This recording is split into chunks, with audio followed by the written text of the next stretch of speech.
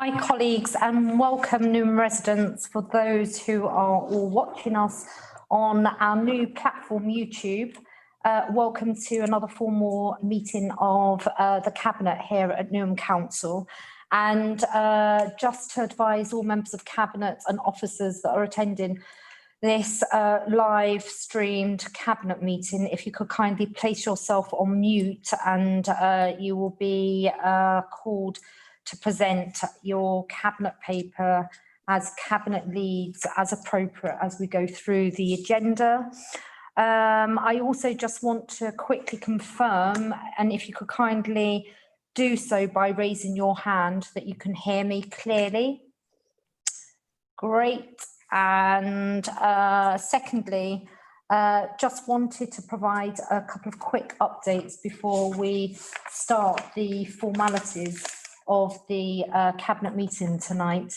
So colleagues, and also for the benefit of Newham residents that are watching us via YouTube, you'll all be aware that approximately an hour ago, Thames Water announced that there has been an outage, or the water equivalent of an outage, regarding the supply of water across the borough and other parts of East London.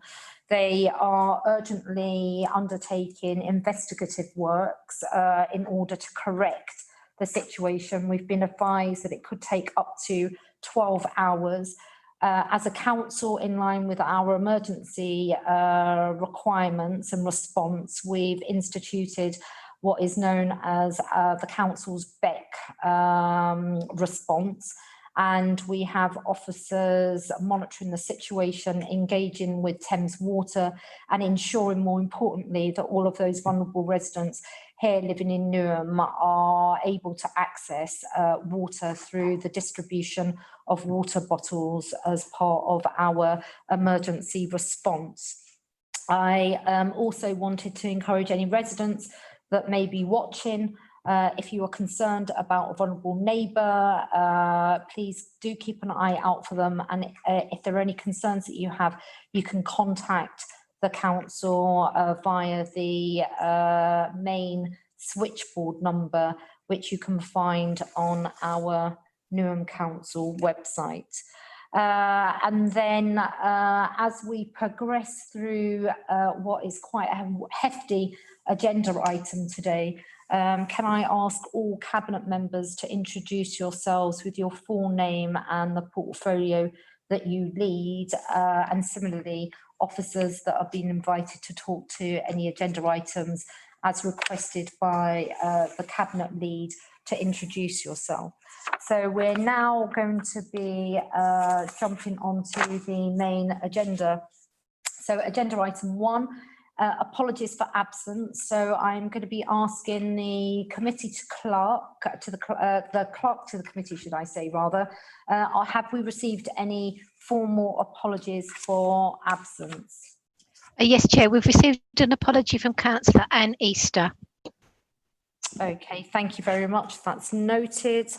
Right, we're going to be jumping on to agenda item 2. That's declarations of interest set out on pages 9 to 10, and I'm just asking all Cabinet members present, in light of the matters that we're going to be discussing and considering this evening, do you have any declarations of interest pertaining to any of the agenda items this evening? Right, I cannot see anyone declaring, and I will take that as there are no declarations of interest. So colleagues, we're going to be going to the minutes, pages 11 to 22. I'm going to be reading out each page number from pages 11 to 22. And if you can advise me on any inaccuracies that need to be noted and corrected for the purposes of the record tonight. So page 11, page 12. Sorry, Chair, I did give my apologies for that meeting, I believe, but they're not recorded. Okay, fine. So, Joy, could you kindly note that Cabinet member Councillor Shani McLean did provide her apologies for the last meeting on the 8th of September? Will do. Thank you. Page 12. page 13, page 14, page 15, 16, 17, 18, 19, 20, 21. Fine, thank you very much. There are no further comments on the minutes. So the minutes subject to the amendment pertaining to apologies received at for the last cabinet meeting held on the 8th of September by Councillor Charlie McLean to be noted, and the minutes are approved as set out in the agenda pack. Agenda item 4, appointments to outside bodies. There are no appointments to outside bodies to be announced this evening. And now we're going to be jumping to the substantive agenda items under discussion and decision for this evening. So I'm going to be inviting, in the first instance, Councillor Terry Paul to introduce agenda item 5, and this is the overall financial position 2020-21, month 5. So over to you, Councillor Terry Paul. Thank you, Mayor. Councillor Terry Paul, Cabinet Member for Finance and Corporate Services. This is the position at month 5 as of August this year. But before I do that, I'd like to just set the context. Colleagues and members of the public watching may remember in March, we set a budget early in March for the first time in, recorded history, I think it is. We set a 3-year budget, which sets a 3-year framework for our finances. What we did under the Mayor's command was to say we need to focus on our governance, our financial governance, and our transparency. That's what we did in March, for the first time ever, and we reset our books as per the mayoral commitment. And then COVID came, and that's where and this is what I want to do, is to update you where we are as of August this year. And this is at the position, as I repeat, as in August. Now, the key thing is obviously with COVID, it has produced in August a £20 million overspend. And obviously at the same time, the government gave us £24 million, which was from the national emergency COVID money. But I will say 3 things with that money, is that the government funding has not covered the full impact of COVID by any means, as well as that fantastic effort of our staff, who really were great. We spent a lot of money on PPE and temporary accommodation, which residents may have noticed, and also spent lots of money with regards to our adult social services and keeping our adults safe. However, COVID, as it has presented to many councils across the country, has provided a challenging position for us as a local authority on a direct impact on our service budgets, the impact on our income as a local authority, and also with regards to the uncertainty in terms of the economy, and as we are may or may not be going into perhaps a second lockdown.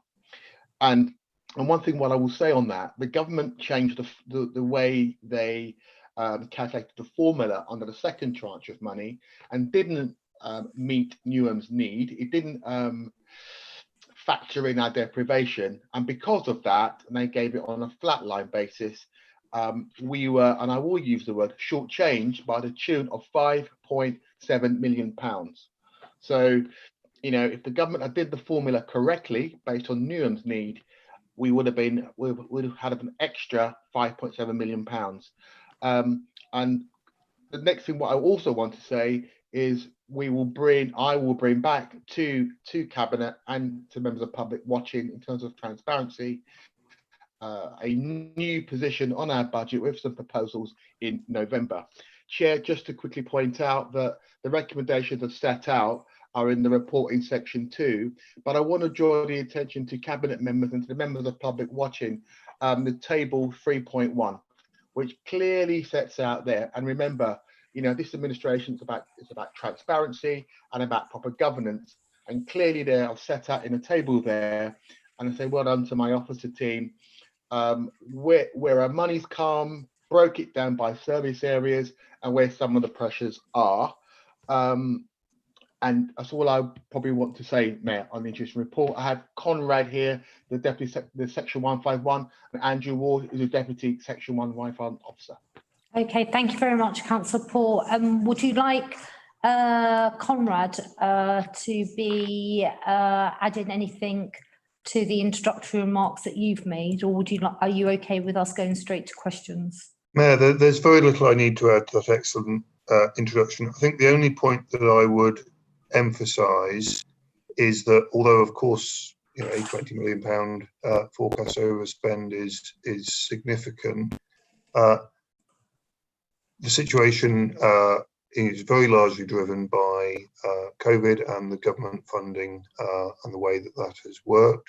All the information that we have is that relative to a borough the size of Newham, with the level of need faced by our population, is that these kind of financial pressures are sort of broadly in line with those faced by the local authorities. Of course, we will do everything that we can, as set out by Councillor Paul.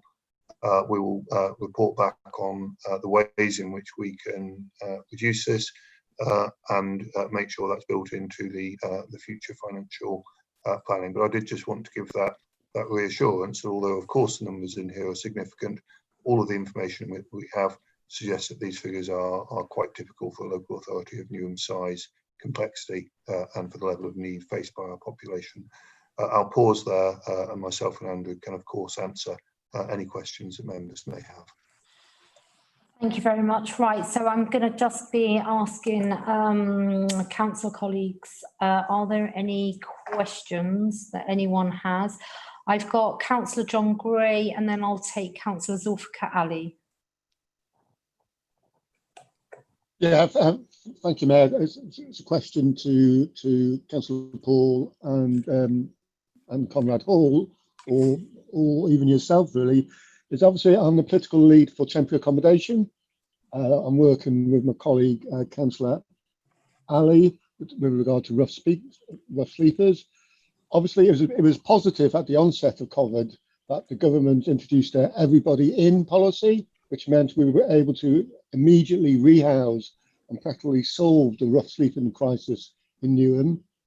About 320 individuals and families were housed under this policy, including families which had been placed in houses of multiple occupancy, which meant that they could not self-isolate if they had COVID. And obviously we have received some money from the government, but not enough. So what more can we do for the government to live up to its promise that it would support us in housing these vulnerable people? And also what we don't want to do is to run out of money and have to force them back on the streets again or in unsatisfactory accommodation. Thank you very much. Terry, would you like to respond? Yeah. What I will say, John, you may remember, but in the early stages of COVID, the Mayor wrote a letter to the Prime Minister and to other senior ministers and expressed the need that Newham's need should be reflected in a COVID premium, which will directly reflect and recognise our need. And I use the word deprivation. So that is the key thing we are pressing for. I know Conrad in his officer group, they've obviously discussed those, and you may know I sit on the LGA resources board, and there is active consideration of allowing or giving places like Newham with a defined and a clear need and additional resources to reflect its deprivation. And again, Newham was first out the blocks, and the Mayor did a very good letter and made the case for a COVID premium, which I think has been taken forward by other elements of local government. Conrad or Andrew, from your officer group, is there anything you want to add to that at all? Only if I may, just to emphasise the point that you made, Councillor Paul, and indeed the point behind your question, Councillor Gray. Absent further government funding on this, and there have been some specific government allocations for rough sleeping, but they have in no way covered the costs that Newham has been incurring in implementing a policy that was essentially mandated by government. Absent any further funding, the council would be in the unenviable position, which I think is what is behind your question, Councillor Gray, of either choosing to incur expenditure that couldn't be afforded in anything like the long term or even the medium term, or in the risk of significant public health COVID-related issues in reverting to the former policy, let alone any of the wider issues, of course, that are prevalent in dealing with homelessness and temporary accommodation. So, of course, we've made the point to government repeatedly at every opportunity that we have. Councillor Paul, myself, and Andrew Ward, one or two other officers were present on a call with CLG officials just last week, where again we re-emphasise this point to them. And yet, unless and until further funding allocations are made clear, the council will continue to be in this very difficult and challenging dilemma on that. Okay, I'm going to be taking now Councillor Zulfikar Ali. Thank you very much, Mayor. My question is kind of continuation of what John has said. I mean, we did an excellent piece of work during the first COVID phase, and clearly it seemed like the COVID is here to stay. So I just like to know what arrangements are we putting in place to make sure that the budget process is continually reviewed in order to reflect what may be around the corner, because COVID is here to stay. The Prime Minister has already said that it could be another 6 months, which will take us to the end of financial year. So we just like to know what arrangements are in place to make sure that we are continually reviewing the situation. And the point you made, Conrad, already about underfunding due to change of formula, that is a substantial one which we need to have a strategy to tackle. Thank you. Yeah, if I can, Councillor Ali, I think the two-point answer to your question. The first thing, as you said, me and the officers and Cabinet are involved in a process now to come with the first iteration of the budget for November. And what we're doing is looking at all our costs and to look at it, especially, I know we've had some discussions about the impact of long COVID and how we factor that into the budget going forward. But I think the budget is on what I will say on the constant review, and I will give you that assurance. But I think the first iteration is in November, but the first cut of where the budget should be. And I think as we go forward, we need to be agile and flexible. As we know, we may or may not be going to another lockdown period. That will have pressures on our resources, but I can give you an assurance we are looking at this thing constantly, and we'll provide constant updates to Cabinet, and also as part of our mission to be transparent, there'll be constant reports not only to members of the public and full council and Cabinet, but also through the internal scrutiny system, so we've got full public accountability. All right, thank you very much. Colleagues, I'm just quickly checking to see if there are any other questions. Otherwise, I'm going to be asking Cabinet colleagues to note the recommendations on page big number 24 in the agenda pack, and we'll just ask Cabinet colleagues to note and approve where required the various recommendations. So just to clarify, recommendations are as follows. For the reasons set out in the report and its appendices, Cabinet is asked to 2.1.1 note the projected overall general fund revenue £20 million overspend position as at August 2020, and request that officers report back with proposals to address the overspend within 1 month. 2.1.2, note the MTFS savings tracker reported in Appendix 1. 2.1.3, note the dedicated schools budget is forecasting an in-year overspend of £4.2 million. This would be in addition to the £8.5 million deficit carried forward from the previous financial year, leaving a total deficit balance of £12.7 million at year end. 2.1.4, note the Council's capital programme expenditure forecast of £215 million against a revised capital budget of £222 million. And then finally, 2.1.5, approve the allocation of £24.2 million of emergency COVID-19 funding as additional budget to departments to offset the specific expenditure and MTFS pressures that the pandemic has caused. These allocations are set out in table 1 of this report before us. So, Councillor John Gray.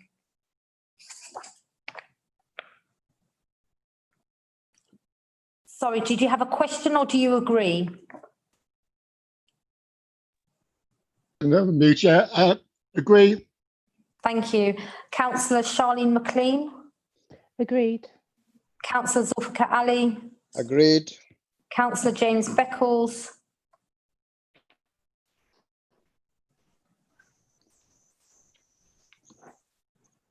It's frozen. I'll come back to Councillor James Beckles in a minute. Councillor Terry Paul, Agreed. Councillor James Beckles,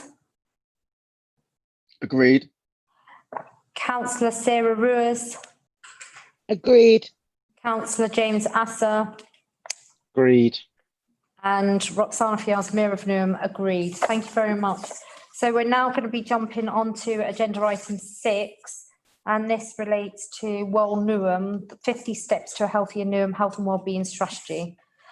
This is pages 73, and I'm going to be inviting Councillor Zulfikar Ali to introduce, and we also have our Director of Public Health, Jason Strelitz, and I'd like to use this opportunity to commend him and the public health team for all of their sterling efforts during this COVID-19 pandemic. We are very, very appreciative of you all. And Colin Ansell, the Corporate Director of Adults and Health here at Newham Council. Councillor Zulfikar Ali. Thank you, Mayor. My name is Councillor Zulfikar Ali, and I'm Cabinet Lead for Health, Adult Social Care and Education. As Mayor has said, clearly a lot of work has gone on, and can I join Mayor in terms of thanking not only our public health team, but also our partners as well, who have worked exceptionally well during the COVID-19 first phase and are working with us on the strategy as well as 50 steps. We know that we have historically suffered pretty badly in terms of disproportionate impact in terms of health of our people. We have life expectancy, which is much lower in this borough than other parts. Now we have people living with physical and mental health condition for much longer, and that is something that is we can be dealt with. We need to do something about that, and I'm pleased to say that the strategy that has been put forward to the Cabinet today, along with 50 steps, has been agreed with our partners. So it is a jointly owned strategy for next 3 years, which look at tackling those issues that have been ingrained in our communities here for many years. There are a number of steps that we have already taken to tackle some of these issues, and they are stated in the report. We do have many factors which are affecting our high proportion of bank community. We've seen the disproportionate impact in terms of the COVID-19 recently, but these are the things that we need to work collectively to tackle. And I'm pleased to say that this strategy is coming up with a number of initiatives, which I must say will need to be prioritized to make sure that we focus on what have we learned even more from the current situation to tackle this issue. And again, this is as part of the administration's priorities. This strategy actually is a holistic one. It cut across all council departments and is looking at collective and tangible approaches and outcomes. We are housing is part of that, employment, the social care, education, environment, air quality. We have the worst air quality in our borough. The poverty, and we talked about the multi-generation households. These are all the issues which have affected us pretty badly, along with pretty high ratios of people suffering with preconditions such as diabetic, hypertension, and COPD. And the steps that we've identified here are tangible outcomes that we need to be developing over the next few months and year. And we need to work with our partners to make sure that we actually develop those. We have already heard the positive impact we've had during the first phase in terms of rough sleeping. We are a national good practice model. The Home Office, DCLG recognized us. Many authorities across the country recognize the work that we've done on that basis. And similarly, the COVID-19 Health Champion is an issue that we have actually taken a very innovative and creative steps in tackling those. So we are in the forefront of managing this, but we do have serious health issues which we can actually manage. So this 50 steps is a commitment and a statement of our intentions, along with our partners, to make sure that we have our community actually gets the fair share of the health inequalities to be dealt with, so that we can enjoy healthy lifestyle, live longer, as well as have a lifestyle that actually lets them enjoy their life rather than suffering badly in later years of their life. So I will say, Chair, that this is has already been approved by the Health and Wellbeing Board, and it is coming here to the Cabinet for approval today. And it is something that we'll all be working together on a collective basis to make sure that it is a success. Outcomes will be defined, outcomes will be measured, and there will be regular reports back to the Cabinet and, of course, the Workforce Panel and Health and Wellbeing Board, which will be overseeing this. So there's a lot to be done, a lot to be prioritized, but clearly resourcing is an issue. We have already discussed this, and this is something that is a priority and needs to be funded through whatever means we can do, including pressurizing the government. So I will leave it there. I would like to ask Jason if you wish to add anything further. Jason?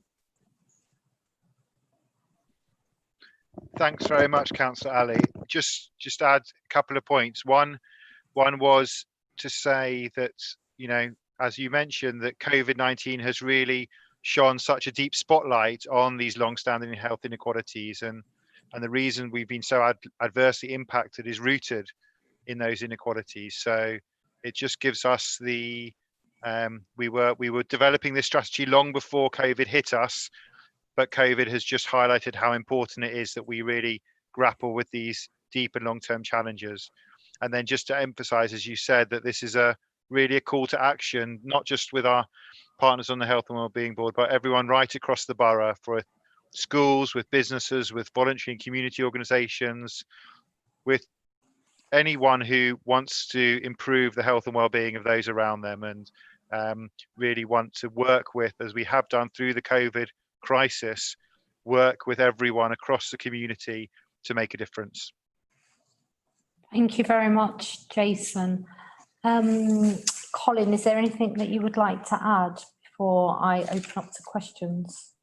Nothing to add to it from me. All right, thank you very much. So, councillor colleagues, can I take any questions from anyone? No. Oh, okay. Councillor James Beckles.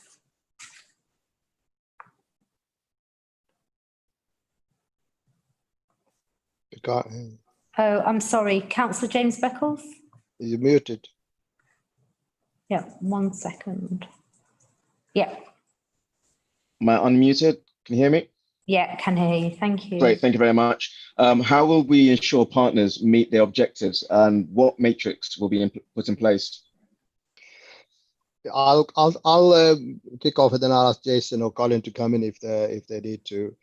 Clearly, this is something very important. I'm glad you asked that question. It is, as I said earlier in my introduction, this is a shared and jointly owned health and well-being strategy over the next 3 years. And every partner, through their organizational and governance structure, have given commitment to it.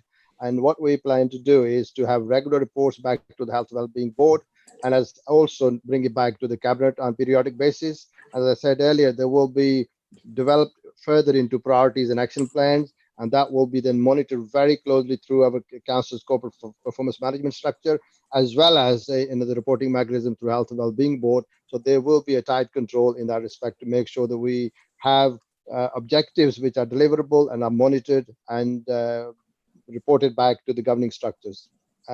Jason or Colin, would you like to add anything? I just beyond that, so that speaks to the core partners on the Health and Wellbeing Board who signed up to this. We'll also develop approaches to really help and inspire those wider partners across sectors, across the borough, for them to get involved, and not so much to hold them to account for their actions, but to really inspire them to get on board and take further steps themselves to promote health in their environment, whether that's a school, a business, or other places.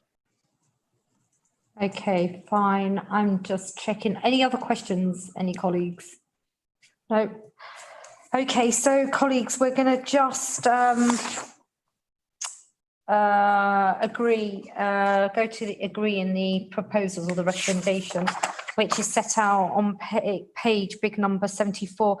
Before we do, I just really wanted to emphasise the significance that Councillor Ali has made with regards to this report. You'll note in the background section on page big number 74 section specifically 3.2, life expectancy in Newham is below the national average. And our healthy life expectancy, the years of good health we can expect to live, is also lower for both men and women. It points to a significant burden of both mental and physical health in our borough. The importance of this strategy is fundamental for us to achieve in ensuring that we improve the outcomes and the life chances of all of our residents, literally.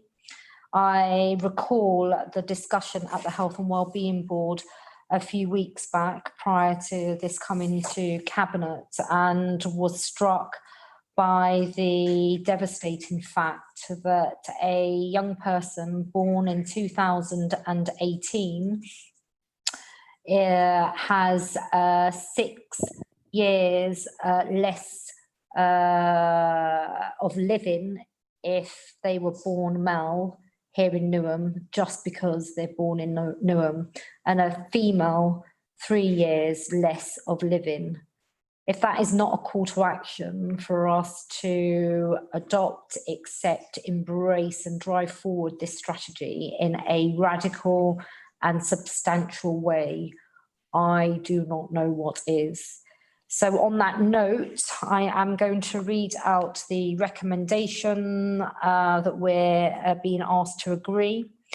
And this is 2.1, for the reasons set out in the report and its appendices, Cabinet is asked to approve Well Newham 50 Steps to a Healthier Newham Health and Wellbeing Strategy 2020 to 2023.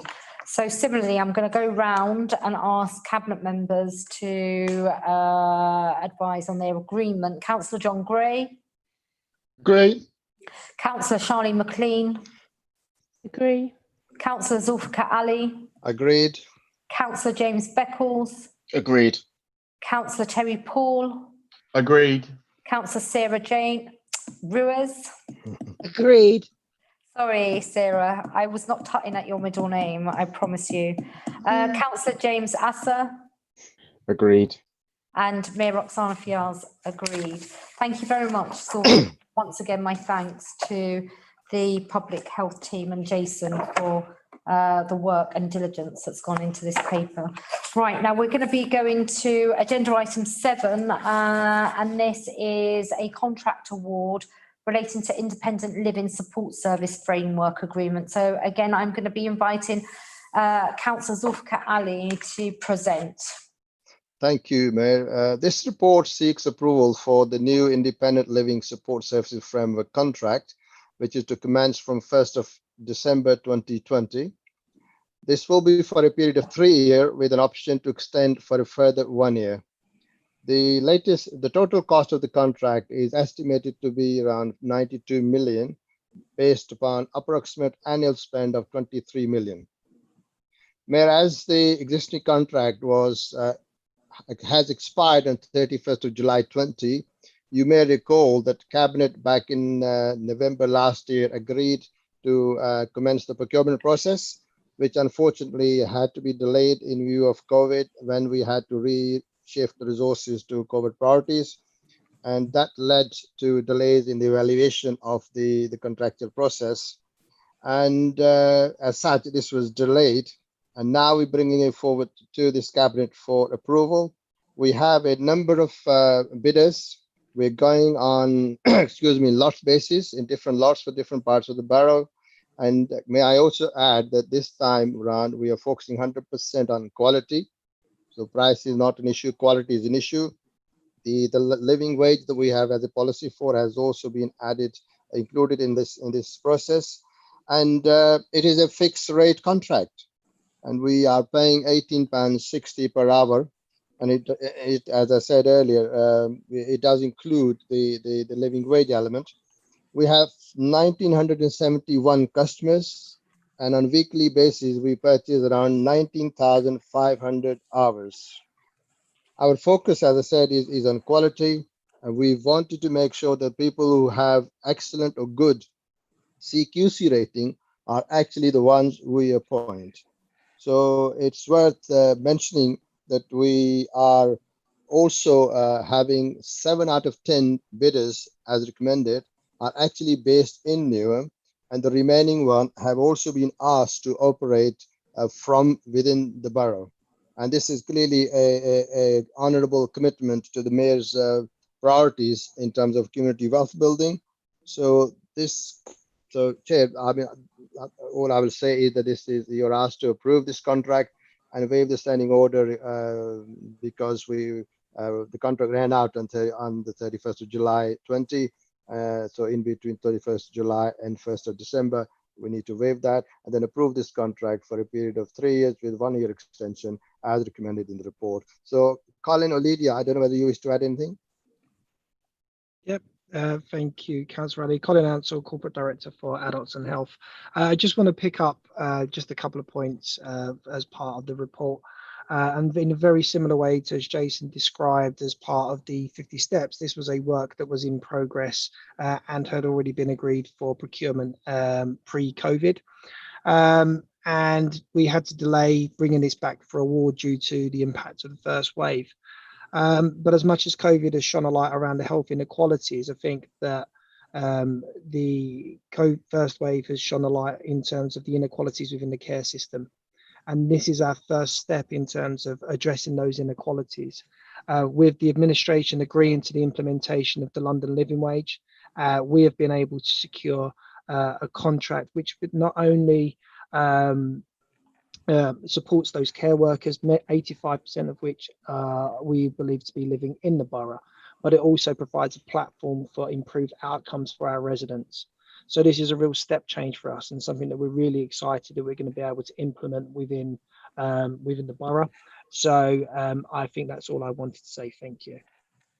All right, thank you very much. And I am going to be taking any questions, if I can see any. Are there any questions?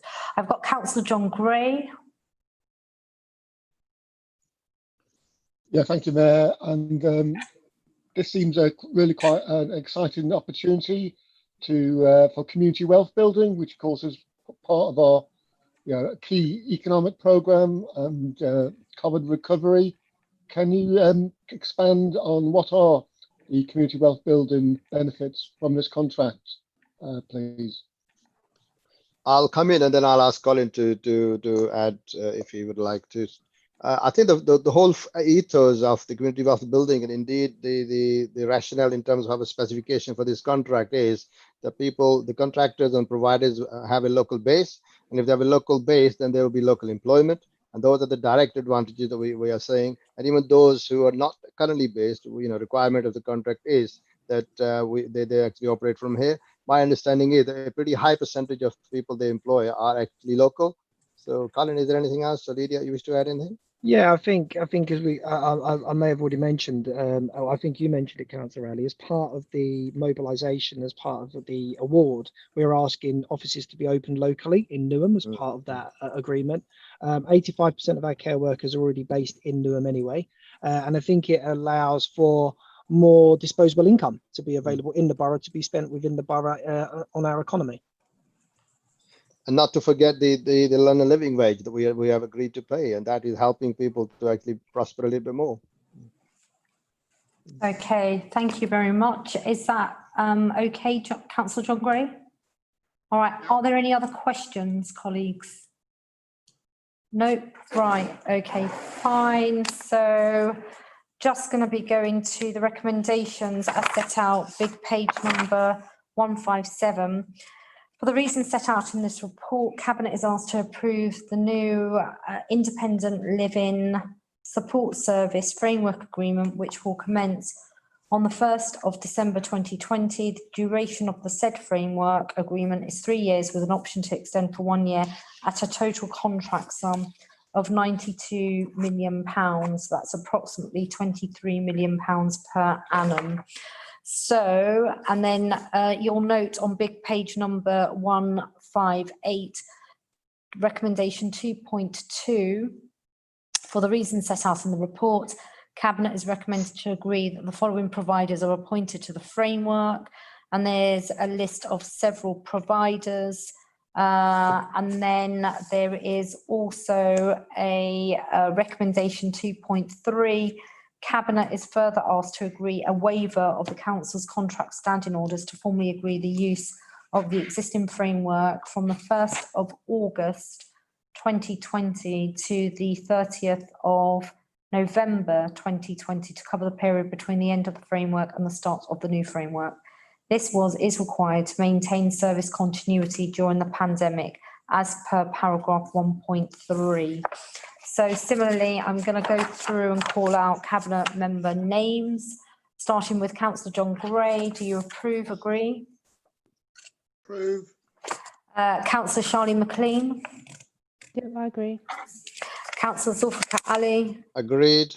Councillor James Beckles. Agreed. Councillor Sarah Ruiz. Agreed. Councillor James Asser. Agreed. And Roxana Fiaz, Mayor of Newham, agree. Thank you very much. We're now going to be jumping on to agenda item 8, and this is a Cabinet paper being presented by Councillor Zulfikar Ali.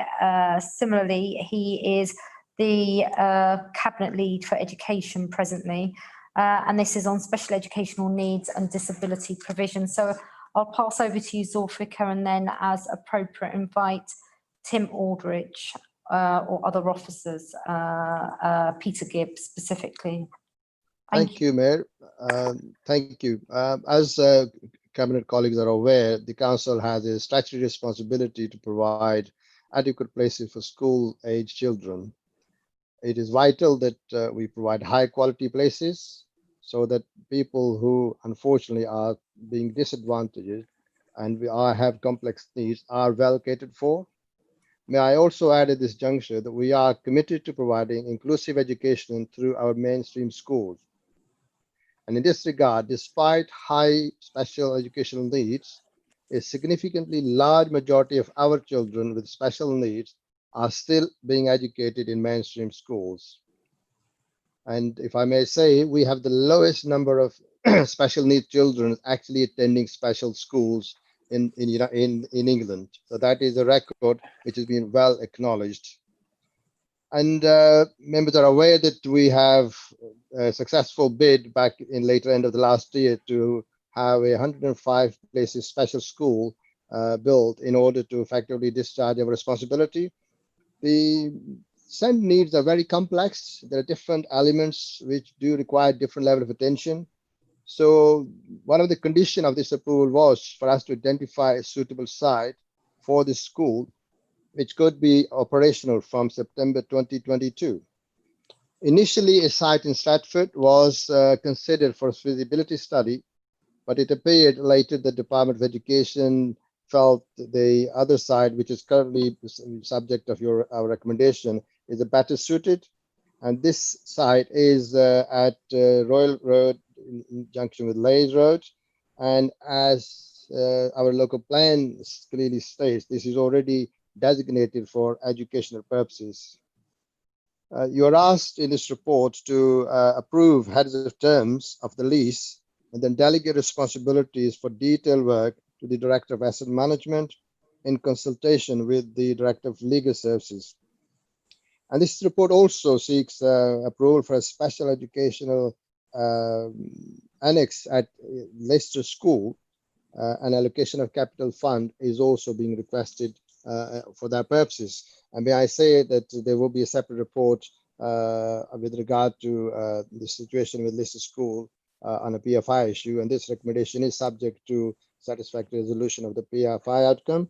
And so in light of the situation we are in, I think this is an opportunity. We're not here to segregate our children at all.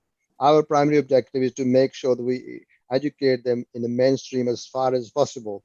But when there are complex needs, the autism is on increase in our borough, we do need to make sure that we cater for those children so they are not disadvantaged in any form or shape, and they have equal chance of success in their life.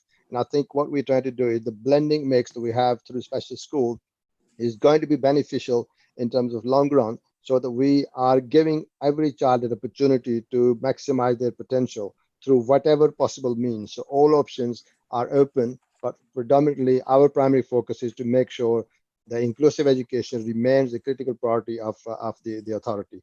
So Tim or Peter, would you like to add anything else? Yeah, thank you, Councillor Ali. If I may say just a few words, and then I'll pass over to Peter Gibb. So my name is Tim Aldridge. I'm the Corporate Director for Children and Young People's Services.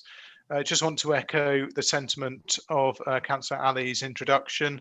This is all about ensuring we've got the right capacity, variety and sufficiency within the local school system across Newham, and that we are providing education for those with additional and special educational needs in a sustainable way. It's really important we have the right provision in the borough to meet the needs of children and young people with more complex needs, and Councillor Ali's already referred to that group. So this is all part of our efforts to absolutely support inclusion, but also to develop centres of excellence and share the best practice across the Newham school system. So if I could invite Peter Gibb to make any further comments in terms of the detail of this paper. Thank you. My name's Peter Gibb. I'm a head of service in the council's education team. I would just add that what's proposed here is part of a continuum of provision. So the council has already been investing in a range of other provisions for children with complex forms of autism, including expanding resource provisions on the sites of mainstream schools. So it is one part of a wider investment over the last few years. And it absolutely is in response to significantly growing needs for autism, which we're now seeing particularly in the secondary age sector. I would also add, with regards to the proposed annex at Lister School, what this gives us is additional capacity that is much needed in the secondary sector, potentially 1 or 2 years in advance of the new special school being able to open, and therefore it really is needed in the short term, but also provides an innovative model of meeting the needs of children with quite complex needs, but promoting opportunities of inclusion by hosting a special school annex on the site of a mainstream school, and the two schools are working very closely together to plan how that might work. Okay, thank you very much. So, colleagues, are there any questions? I've got 2 questions. I'm going to take Councillor Carly Need Parkway first, and then Councillor Sarah Ruiz. Thank you, Chair. I just would like to support the remarks of Councillor Ali in relation to the inclusive education provision that we already have here in Newham, but also acknowledging the needs of this borough in regards to complex special educational needs and disabilities, especially that of autism. So I don't actually have a question. I just want to give my support. The provision that has been looked at in regards to the form of the annexes is a really good and innovative way of working, and I think we need to grasp that in actual fact, as much as we have those annexes, it will still be in a school where there is mainstream education and the ability for our children to mix alongside their peers. So yes, I totally support this paper. I would like to just reiterate the commitment that we have as a local authority to inclusive education, but also not having a one-size-fits-all agenda. Thank you. Okay, thank you very much. Councillor Zulfikar Ali and Tim. I think I welcome Carlin's remark, and clearly something this is really important, and we are committed to inclusive education, as I've said, and indeed the Mayor has said, and we have reiterated our position in various platforms, and the record speaks for itself. We have only 0.3% children who attend special schools, whereas the London average is 1.1% and nationally is 1.3%. So we are far better than any other authority.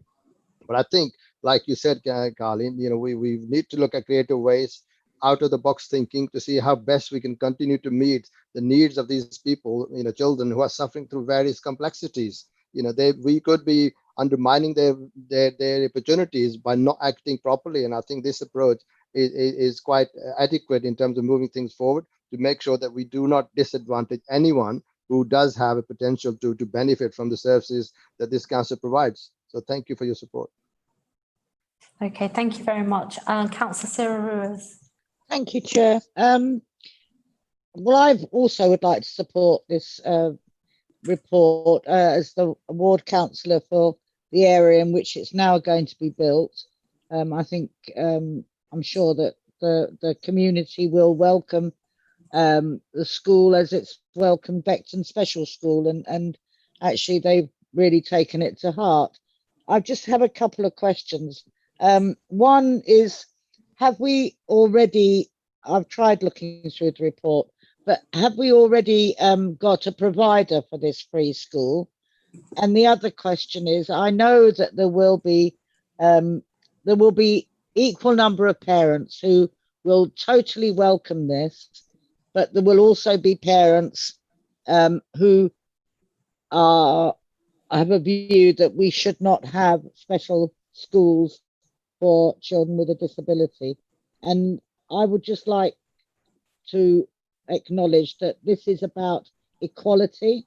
This is about recognizing that some of our children and young people cannot thrive or flourish in a mainstream education. And we need to be brave enough to recognize that.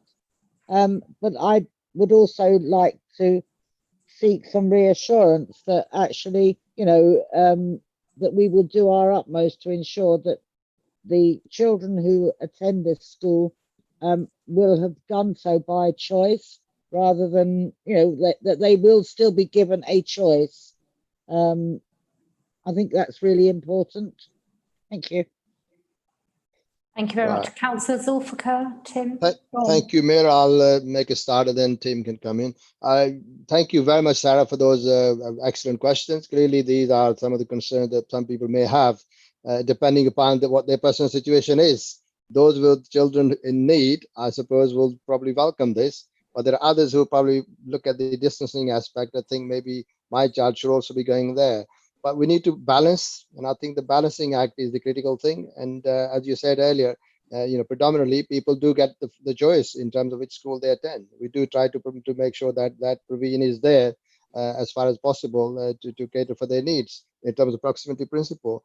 But the fairness and the equity element is absolutely critical, and we need to make sure that we balance this in our approach. And as I said earlier, the whole ethos of actually this is to complement or supplement our existing provision, to make sure that those who may not currently be receiving the excellent quality of education that we are providing for the mainstream children are given the same opportunity through this special provision. And the provider that we have is Harmony Trust, and they have a role in the JK after school already as well. They seem to be well reputed, an excellent track record as well. But we need to make sure that we're working together with them to deliver our priorities, and there is continuity and consistency along with our principal commitment of inclusion. And any lessons that we can learn from this area could also be transferable to perhaps the mainstream education, so that we learn, and reciprocate and take up the good practice and see where else we can actually introduce that. So this may well be an initiative of extremely beneficial impact. Thank you. And Tim, I don't know whether you wish to add anything. Just briefly, I think you've covered most points, Councillor Ali, but just in terms of parental choice, clearly by extending and diversifying some of the provision in the borough, in essence, that provides greater parental choice. So, the aim is that children's needs are set out in assessments through the education, health and care plans, that we're able to give parents guidance about which provision best meets the needs of those children. But in the end, there is parental choice in choosing schools. Okay, thank you very much. I've got Councillor Sarah Ruiz. Thank you, Mayor. I won't take up much longer. I know, so the school or the organisation that will be running the free school is, did you say Harmony Trust? I just wondered, and this may be a bit cheeky and probably won't, I don't know whether it's allowed or not, but I just wondered whether they would consider having somebody from the local area on their board, or ever means of governance they're choosing. I just think that we need to, in the very early stages, create that link between the school and the community. And I just thought that it might be useful to have that link with the local community. I don't know whether we can ask it or not. So, well, nothing is written in stone. Nothing is impossible, and I think we are in a situation whereby we can ask. And if that is something that is within the Department of Education's criteria or governance rules, etc., then I think it ought to be facilitated. So I'll let Tim come in. Sorry, thank you, Councillor Ali. I see Peter wants to come in. I think he's got a response on that question.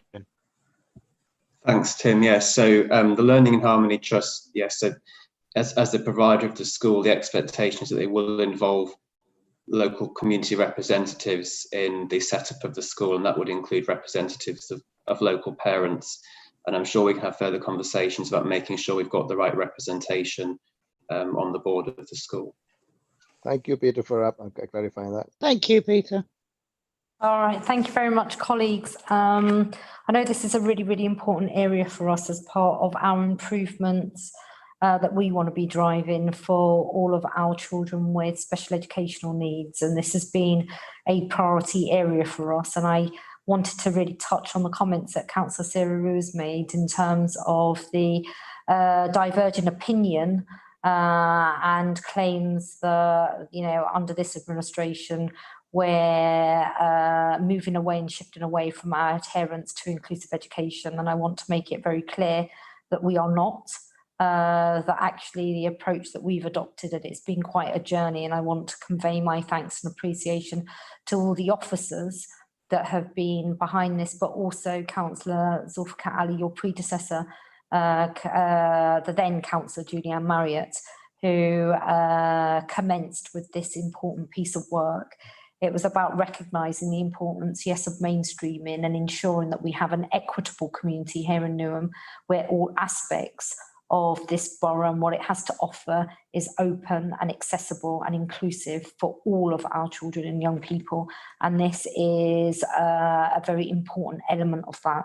It's about ensuring that we enable the expansion of that inclusive education culture across all of our school communities, and ensuring that we stay true to our core values of an inclusive and equal society that we want for everyone. So I'm really pleased to see the progress and really thrilled that we've got to this stage.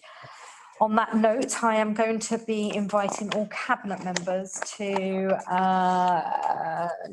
note the recommendations as set out on big page number 168, and then I'll be asking you to agree delegate where appropriate. So for the benefit of Newham residents that are watching via YouTube, for the reasons set out in the report and its appendices, Cabinet is recommended to 2.1.1 agree heads of terms for a lease of land at Raw Road, Leys Road, E16 to be incorporated into an agreement for lease for a new 105 places free special school for students with complex autism spectrum disorder, and specified in appendices 1 to 3 in section 3 of this report.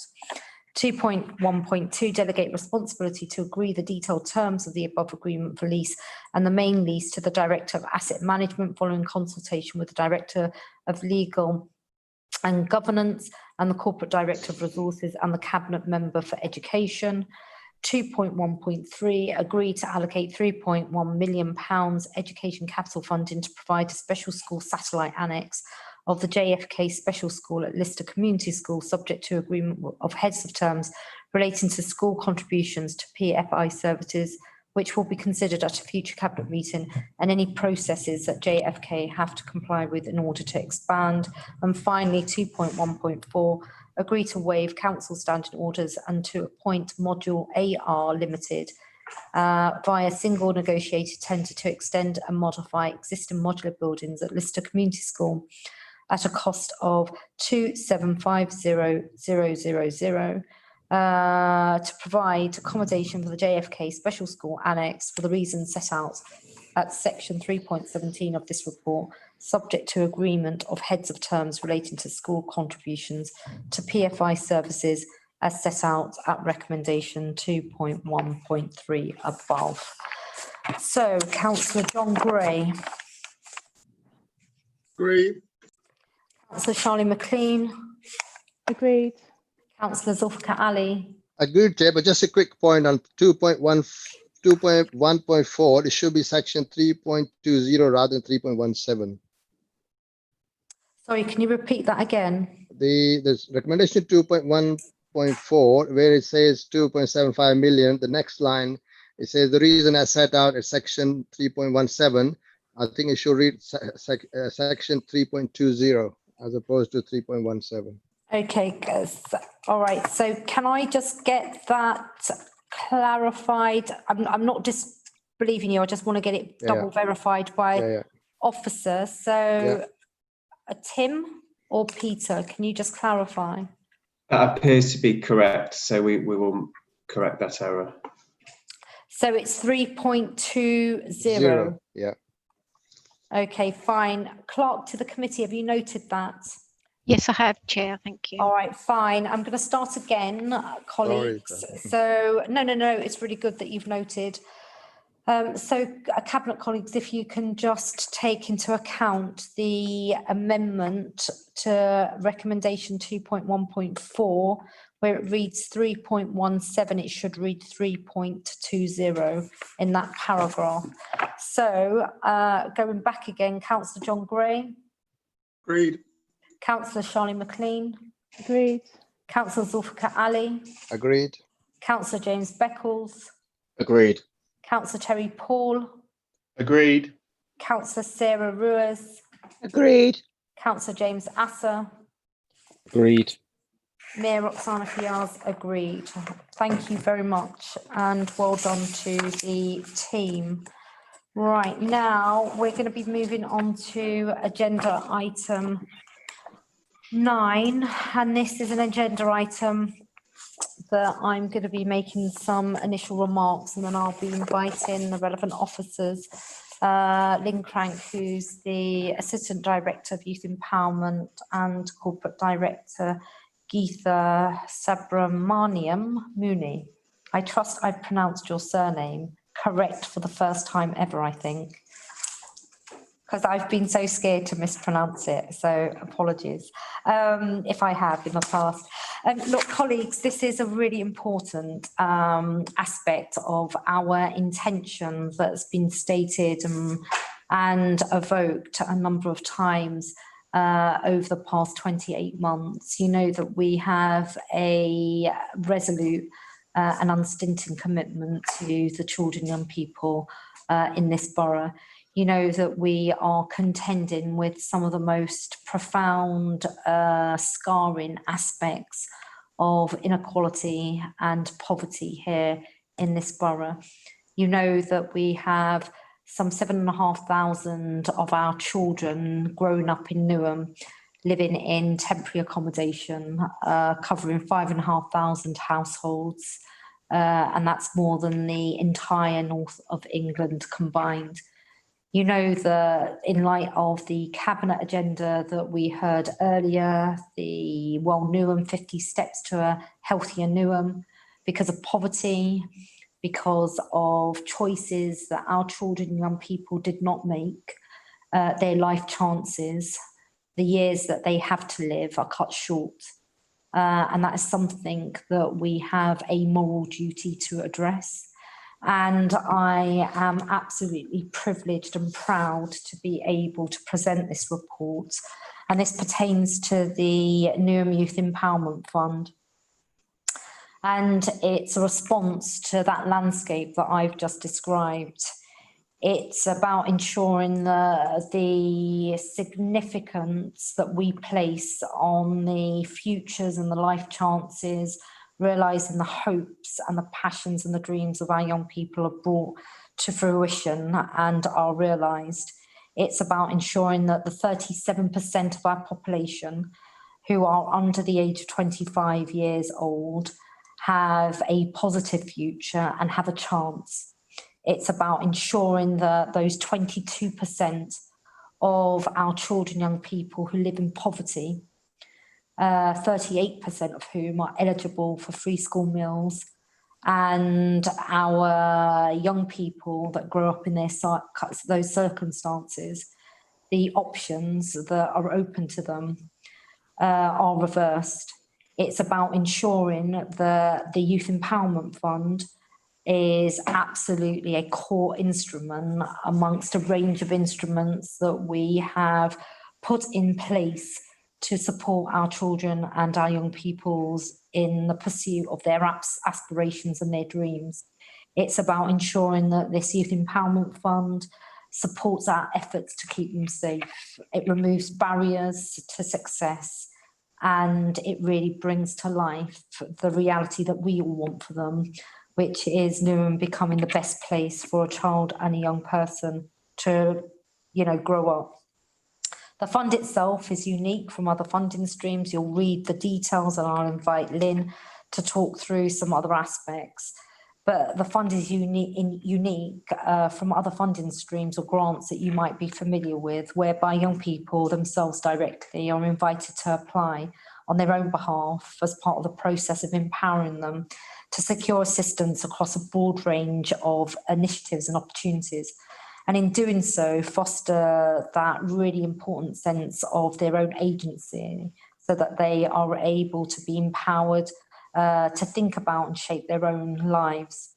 Through this fund, we'll demonstrate to our young people that we have their backs. It's something that I've promised from the day that I stepped into office all those months ago. In fact, I remember that promise that I made on the 8th of May 2018. I was in Forest Gate Youth Zone, and we had our first ever Citizen Assembly event with our young people. So I'm really pleased and, as I said, privileged to be presenting this paper today, because it's another realisation, another step, another move towards our determination to ensuring that Newham becomes that great place, an inspiring place, but also a supporting place.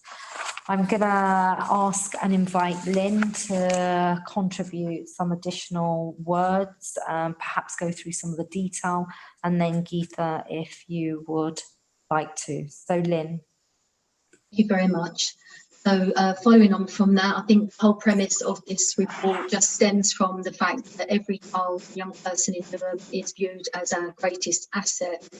And the fund, it's really important to understand, was co-produced with young people, and it seeks to support the recovery and the reorientation programme comes through the Towards a Better Newham COVID Recovery Strategy, which seeks to address the inequalities, including race equalities, as well as tackling the poverty and deprivation that our young residents still face, and which will no doubt continue to be further exacerbated by the economic challenges that COVID brings. So I think the Mayor's given you a good insight into the young people that it will support. These are young people aged between 9 and 25, and the fund itself will be resourced with £500,000 received by the council from its CSR receipts. The fund will about monthly amounts ranging of £100, and those £100 will support young people by computer software, travel assistance, join a club, purchase kits, attend an event, and anything that supports learning, anything at the fund can't be purchased elsewhere or supported elsewhere, but B, that removes that small step that sits in the way of many of our young people, that helps them get onto the next part of their lives. We really want to be ambitious for our young people, but really encourage them to be ambitious for themselves. And this fund really, really encourages young people to have agency, to start thinking strategically about their futures from a very young age, about taking the steps that they need to take and which barriers they need to dismantle with the support of the council and all its partners in order to get through to the next step of where they want to be, whether that's college or the aspirational about a great job. So the fund is split into 3 parts. So young people can apply monthly for up to £100. Quarterly, young people can apply between £100 and £500. And then twice a year, the fund has resources up to 2,500. That may give young people support, tuition fees, courses overseas, placements, bursaries, etc. Really important to add that this fund isn't just about financial barriers. It's also about trying to work as a partnership to think what other support can we give to young people to help them on this journey. So, for example, if a young person wants to go for an interview and a very basic thing doesn't really have the right attire to attend that interview, it wouldn't be just about providing that attire that they actually present themselves in a way that they'd like to be viewed. It's about saying, what support can we give you before you go to that interview? What can we offer you mentoring? Can we offer you a coach? So once you into that position, and in the first 6 months of that position, we can really help you, give you additional support. What else can we do? Expose you to a range of resources, professionals, networks, really help you take on that opportunity and make a fantastic success of it. So the fund isn't limited, it isn't limitless. It's £100,000 a year. The fund will be administered and supported with an officer produced by this fund, but also by young people who will be part of the decision-making process. And young people will be invited at the end of each year to come along and to, if they feel confident and they wish to, come and share the difference that the fund and the support that they got the fund made their lives, and really to encourage other young people to think more strategically about the help that they need, think about the things that they need to do to dismantle barriers that really get in the way of their success, and to make an application to the fund. So I think that's as much as I would like to say on that. Ether, I don't know if you would like to add any additional comments. Thank you, Lynn. I'll just add a few words. I think this fund is part of a whole package of support and making sure that, as the Mayor has outlined, that we are making the borough the best place for children to thrive. And part of that is really very much about the finances required often, and small finances required, that children and young people need to just be able to get to that next step. So I think this fund is really positive. It will really make a huge difference to a large number of young people. And of course, that part of our offer is to make sure that they are then accessing and able to access all of the other opportunities that we have available in the borough as part of our wider programme to make Newham the best place for children and young people. Thank you. Thank you very much. Cabinet colleagues, any questions? And before I go, just to advise, the Empowerment Fund comprises of £500,000, which will be allocated over an initial 5-year period. And the intention is that the Empowerment Fund will be continuously topped up. So I saw Councillor Sarah Ruiz and Councillor Terry Paul thereafter, and then Colleen Lee Parkway. Sarah. Thank you, Rox. Obviously, I really welcome this initiative, as some of the recipients may well be our leaving care cohorts and our looked after children. So, you know, anything that we can do to enable them to live and become more independent. I just have well, 2 or 3 questions actually, sorry. I just wondered how many times each individual could apply. You know, obviously if you were getting one of the major, like the 5,000 or whatever, that probably was only once, but I just wondered how many times you could apply for £100. The second question is as someone who has administered grants for a considerable number of times, I just wondered what checks and balance, and this isn't a slur on young people before I get slaughtered for that. I just wondered what checks and balances were going to be put in place to ensure that the money that we are giving them is spent for the purpose for which it was given. And my third is just an assumption, because I haven't seen it anywhere identified, is that the admin support to do all the admin around the grants will be covered as part internally as part of somebody else's job. That's not an extra cost anywhere. So they're just, okay. Thank Okay, you. I'm going to pass over to Lynn and Geetha as appropriate. Over to you, Lynn. Sure. Okay, so thank you for that, Councillor Ruiz. So the young people are invited to apply once within their age range. This is the premise that we've set the fund out at the moment. It may change after a year when we do some analysis of how the fund has been accessed and is it truly accessible. And you're absolutely right, it is specifically open for care leavers, children that are looked after, young carers. Should have said that it's going to be specifically also targeted at households in receipt of the 90% council tax reduction, households that are on incomes of less than £25,000, children in receipt of free school meals, and children who are subject to no recourse to public funds. So it is specifically targeted, and certainly in that first year. In terms of checks and balances, absolutely. So we've talked through that, and so one of the things that we'll be doing is uploading money on the card, that such like they've done in children's social care, or we may be purchasing directly at source.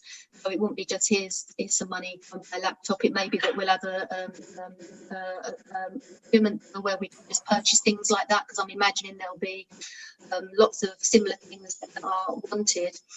In terms of the admin support, this fund currently, as it stands, in recognition that it's a brand new fund, and I think it's potentially has an enormous workload attached to it.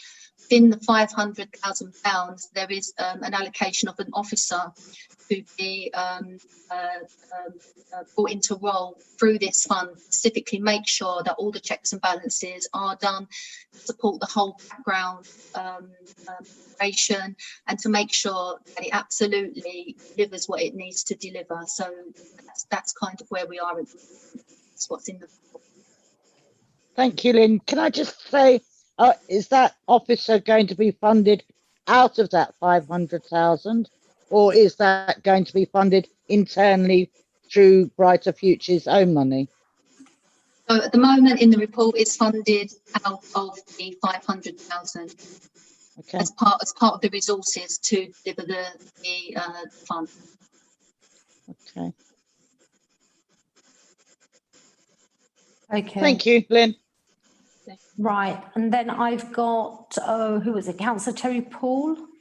Question's been answered me already. Sarah hasn't got the answer for me. All right, super. And then Carleen Lee Parkway.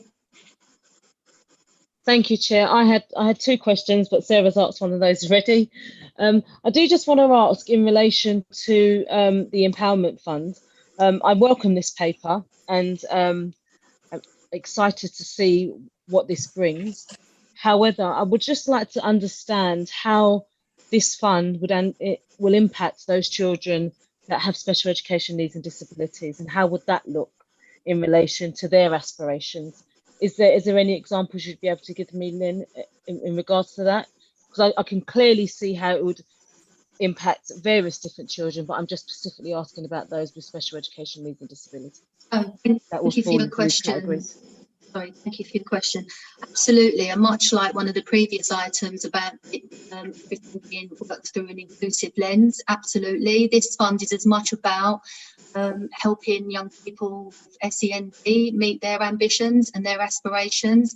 Absolutely, it's not just about, you know, it's for this or for that. It's actually, this is, I think what I said is to encourage agency for young people. So they are given an opportunity to say, these are the things that I would like to experience, will help me move on to the next step, to help me become more confident, help me express myself, help me experience something I might not ordinarily have experienced, that actually will add to the quality of my life. We started off by saying children are our greatest asset. That runs through the whole part of this fund. This fund is open to all young people between 20 and 25. Okay, thank you. And then I'm just going to take Councillor James Beckles, and then I'll take Zulfikar Ali. Thanks. My question was regarding how do we ensure the funds go to the most needy of children and young people? Okay, so the paper outlines the parameters of which young people can actually apply. I think you'll know in the first part of the recommendation, this part of it's going to be actually worked up by Aoife, corporate director, and the mayor as our portfolio lead, work out exactly forms are inclusive, you know, what kind of support young people would need to have to be able to fill the form in, so that the form isn't a barrier in itself. It will, I suppose it will look at an element of means testing, because there are parameters, you know, so there will be things around, you know, is your family in receipt of X, Y, and Z. So there will be checks and balances, and I think that's really, really important to the integrity of the fund. You know, because we're giving young people some an opportunity to build up their skills and being experienced in what it would be like to administer something like this. Of course, it's all supported by officers and within very tight guidelines. Okay, is that fine, James? Right, sorry. Have we done? Oh, we've got, sorry, I'm sorry, Councillor Ali. Thank you, Mayor. I had two questions, but one has been answered with respect to special education need. My question is clearly, I mean, this is a very welcoming report, and I think our young generation will appreciate that very much, including their families. My question really is that is 500,000 going to be enough? If suddenly the demand is pretty high, and have we thought about prioritizing? You know, how are we going to do that? Because you've got different age ranges in there. So what priority concentration will they be if the demand sort of exceeds the the resources that we have allocated, and how are we going to do the expectation management? Okay, so I think that's something that we definitely have to pay attention to, because what we don't want to do is set out to disappoint young people and crush their dreams from the beginning. There'll be a lot of thought going into this. So, for example, the young people will be given training along with the officers to look at how do we assess forms. Because I mean, and I think that's a fair challenge, because how do you prioritise one child's ambition over another? And I don't think we've got that nailed down yet. That is the next phase of this, is to look at what can we do, because we don't want young people's dreams to be crushed at all. We really want it to be inclusive. I've no doubt that the fund would exhaust itself. I think we have to be realistic. I think there's £500,000 there over 5 years. The fund, the report looks at exploring various partnerships. I think you can see the Extend Foundation in there as potentially one partnership that we might look to draw down other money. You know, we've got the support of the corporate director through Comrade to look at other resources, because I think what would be a real to me for young people, if this fund can be maintained into perpetuity, it's absolutely so. This is a real demonstration of how this council values you, and from the earliest age help you break down barriers of inequality, get you to those next steps. And you know, and it's really basic. So for a young person elsewhere in London, you know, purchasing the kit to go and be a hairdresser would be nothing. For our young people, that's a difference between, it could be the difference between having a career or not. And this fund really is about encouraging young people to be ambitious, to think bigger, to think brighter, and to really, really think hard about where they want to be and what steps they need to get there. So I take your point. I think it's going to be a perennial problem. I think it's one that we're really committed to solving. I mean, if I may add, you know, obviously there'll be an evaluation or an assessment of other grant schemes to see, you know, how they ensure that there's an equity in the process, and it's transparent and it's easy to access, and that's been baked in any case from the outset, because we've been very clear and very intentional about the cohort of young people that we want to target, and it's not universal. So we've made that very clear in terms of, you know, the requirement that it's open to those young people within particular households, because it's also about addressing that poverty that holds a child back through no fault of their own. And I think we've also got to learn the lessons around how you sensitively approach any form of funding, because, you know, there are a whole range of funding streams and not everyone is successful. But actually how the process of applying doesn't lead to a young child feeling that's it, their dreams have been crushed. It's actually an empowering process. And again, through the partnership work that we will look sort of, you know, embedding in as part of this new scheme, there'll be other pathways and no doubt grant streams that we can redirect and repost kids to. And I think it's really important that we have that degree of flex so that we're responsive to the changing nature of young people's lives and the realities on a year by year basis, so that we're not necessarily rigid from the outset for a 5-year period.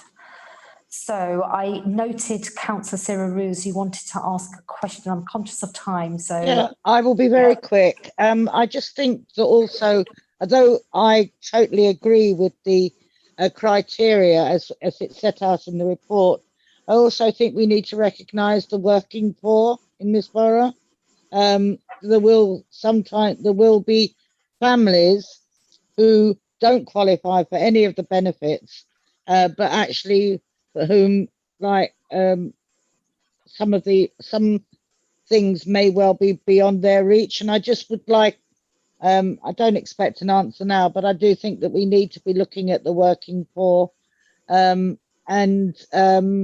just also would like to think that we're going to have some decent comms around this piece, because I think that'll be really important, you know, and to be really clear as to who can apply, and, you know, what sort of things they can apply for, because we all know that everybody could apply for a laptop and whatever, you know, it's about, yes, you know what I mean. So thank you. okay. Thank you very much. I mean, the comms point, we've got another agenda item relating to comms later on, and absolutely, just in terms of the working poor, we've got something that's much more expansive and fundamental. It's called our Community Wealth Building Strategy, and it's about how we use all of the instruments at our disposal, including the council's pound, to ensure that that's, you know, recycled in the borough.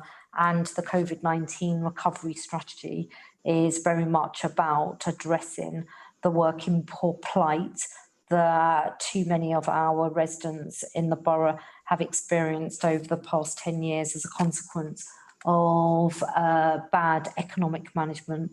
I'm making a political point, as you can tell, of the then coalition government and then subsequent Tory government and the current one now, but also compounded by austerity, where we have a situation where the average income is £19,000 relative to the rest of London, which is around 24, 25. Now, for anyone to be able to live and survive in a global city that is London, that's very, very, very tough. So we've got a much more fundamental agenda that we're advancing through community wealth building, inclusive economy, and now the COVID-19 strategy. Right, so I'm conscious of time. We're going to move on to the recommendations. So I've just drawn everyone's attention to big page number 194, recommendations. For the reasons set out in the report, Cabinet is recommended to agree 2.1.1, the establishment of the Newham Youth Empowerment Fund through the use of £500,000 of corporate social responsibility receipts. 2.1.2, delegate authority to the Commissioner for Children and Young People and Corporate Director for Brighter Futures in consultation with the Mayor as portfolio lead to agree the final eligibility and award criteria, application, assessment and decision-making processes and all other governance arrangements. 2.1.3, delegate authority to the Corporate Director of Resources to develop initiatives to maximise future corporate social responsibility receipts and fundraising to sustain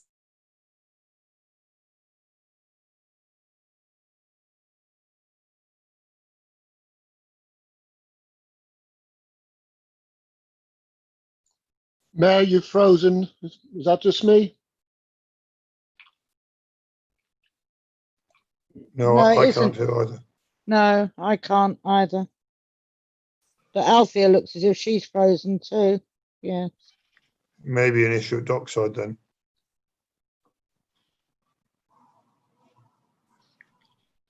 Whoa. Just give it a few minutes. Who's not frozen?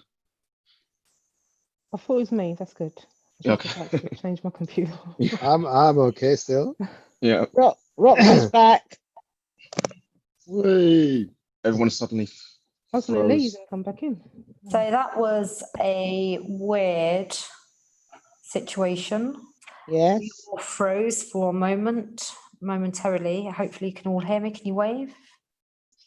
Great. And hopefully, Clark, we are still live on YouTube. Yeah. Yes, we Okay. are. Yeah. So according to officer colleagues overseeing clerking arrangements, we lost 30 seconds. Adrian, can you advise whether we lost 30 seconds when I was going to Councillor John Gray, but you caught all of the recommendations? I would go through them again just to make sure. Okay, fine. Thank you very much. Right, so colleagues, just bear with us, and this is for the benefit of members of the public and our residents watching via YouTube. And I'm going to come onto the reason why we've switched to YouTube.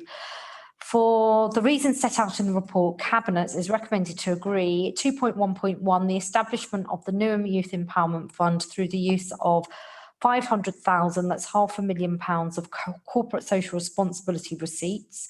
2.1.2, delegate authority to the Commissioner for Children and Young People and Corporate Director for Brighter Futures in consultation with the Mayor as portfolio lead to agree the final eligibility and award criteria, application, assessment and decision-making processes and all other governance arrangements. 2.1.3, delegate authority to the Corporate Director of Resources to develop initiatives to maximise future corporate social responsibility receipts and fundraising to sustain the Youth Empowerment Fund. And finally, 2.1.4, note that the Corporate Director of Resources will continue to explore opportunities to collaborate with the East End Community Fund to widen opportunities for children and young people in Newham. So, Councillor John Gray, do you agree? Agree. Councillor Charlie McLean, do you agree? Agree. Councillor Zulfikar Ali? Agreed. Councillor James Beckles? Agreed. Councillor Sarah Ruiz? Agreed. Councillor James Asser?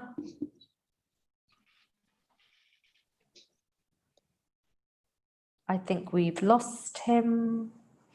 And Mayor Roxana Fiaz agreed. Thank you very much. Now we're going to be going on to really another important agenda item, and this relates to a really significant part of the manifesto commitments that were made way back in May 2018, and it pertains to the Carpenter's estate. And as Cabinet colleagues will be aware, we set out the intention to ensure the delivery of at least 50% homes at social rent levels on the estate to reverse the trust deficit that had grown and to ensure that we did right by a long-standing community that make up the Carpenters area of Stratford and Newtown ward. And one of the long-standing features of the Carpenters estate story here in Newham has been the circular kind of or to-ing and fro-ing between a resident community there and the council and its posture around what it intended to do. You all know that we have placed a huge emphasis on people at the heart of everything that we do. And I'm really pleased that since we stepped into office, we're reversing that trust deficit. We have made it clear that we will work collaboratively with our resident community on the estate to co-design, co-produce a restoration of the estate. There has been the ongoing enduring challenge and controversy around the high rises, rightly people asking why these high rises have seemingly been allowed to be allowed to sort of denigrate in terms of quality, and also the issue of empty flats. We have, as part of a deliberative and careful process, needed to ensure that whatever options were being presented to residents and being considered by the council were done on a sound basis. We have had the excellent input of high-ranking officers working with Popular Living, looking at the high rises issue. It's been a long-standing area of discussion between myself, Councillor John Gray, who's the Cabinet Lead for Housing Services, as well as Councillor Terry Paul. And what is so significant about the tower blocks paper that's coming before Cabinet today is that it sets out the outcome of an appraisal of the tower blocks. There are 3 tower blocks on Carpson's estate, and it's enabled us to gain and achieve real clarity as to what the prognosis is across all 3 high rises. You'll all be aware as Cabinet members that the development process regarding Carpson's estate is progressing well. There's been continual and positive conversations, albeit they've been very hard from the at the start, around the future plans for the estate and its restoration. There is going to be, and we've committed ourselves to, a residents' ballot. And we've also, identified what the prognosis for the high rises will be, with a significant position that's emerged through the appraisal of the tower blocks report concerning James Riley Point. So I'm going to be inviting officers to elaborate, and then I'm going to invite Councillor John Gray and Councillor Terry Paul as appropriate to say some additional things. But before I do, I also wanted to alert Cabinet that earlier this afternoon we were advised that the council, as it progresses its work on reviewing the tower blocks as part of our regular day-to-day business of inspecting the buildings to ensure safety matters are adhered to, there are some health and safety issues that have emerged this afternoon, which are being addressed as a priority. So I'll be asking the relevant officers to provide an update on that, and then some of the specifics relating to the appraisal of the tower blocks. This is a really important agenda item, so I'm going to give it a little bit more time than I ordinarily would. So in the first instance, I'm going to invite Dave Hughes, who's the Corporate Director, for this area, for the area where this piece of work sits, and then I will come to Val, who's on the call, to talk through some of the detail of the report, if that's okay. And then thereafter, Darren Levy as appropriate, and then John Gray and Terry Paul. Dave. Thank you, Mayor. David Hughes, Corporate Director of Inclusive Economy and Housing. We've got Val Bagnall on the call, who is our expert from Popular Living, so I'll leave Val to go into the details. But I think the main thing here is, for some time, people have always assumed that as we decanted people out of the tower blocks, that demolition was the only option. I'm pleased to say that now we're having a good appraisal of them, the quality of the stock. There's actually some advantages to maybe keeping one of the blocks, and that's in terms of good value for money, makes the scheme more viable. It's sustainable. By not dropping blocks, we actually have a better performance on our environmental and eco quality. And then finally, just the speed, doing a refurbishment of a block is going to actually bring in new homes, new affordable homes, social housing a lot quicker. So obviously with that as a context, the demolition option is not necessarily the one we're going to go down. At this point, I'll just hand over to Val, who is our expert from Popular Living, and Darren Levy, the Director of Housing, is also on hand to answer any questions on the client side. Over to you, Val. Thank you, David, and thank you, Mayor. Just really to, well, not to get into the nitty-gritty, but it was a very positive exercise and encouraging exercise when we looked at the tower blocks, because I think we started it from a rather negative position that they were structurally unsound. I think what's come out of the review is that the towers, subject to some more due diligence, are structurally robust. And then we carried out an options appraisal, which you'll see in the template of how we went about that. And what we wanted to do in that template was to capture the key criteria to what was important to the scheme in terms of viability, was it actually deliverable in terms of feasibility, and lastly, around trying to capture the residents' views in the last three criteria to ensure that if we'd done something with these towers, we could actually design something which was appealing, forward-looking, and sustainable. And thus we come up with that template. We spent a lot of time developing the template and the scoring matrix to look at actually the overall assessment. And we wanted to be comprehensive. I think in where we are now, there's still a piece of work we need to do around the foundations of the towers. And the report focused almost solely on the homes element. But there is at the basement of James Riley Point, and indeed the other two towers, a substantial area which could be utilised for other uses.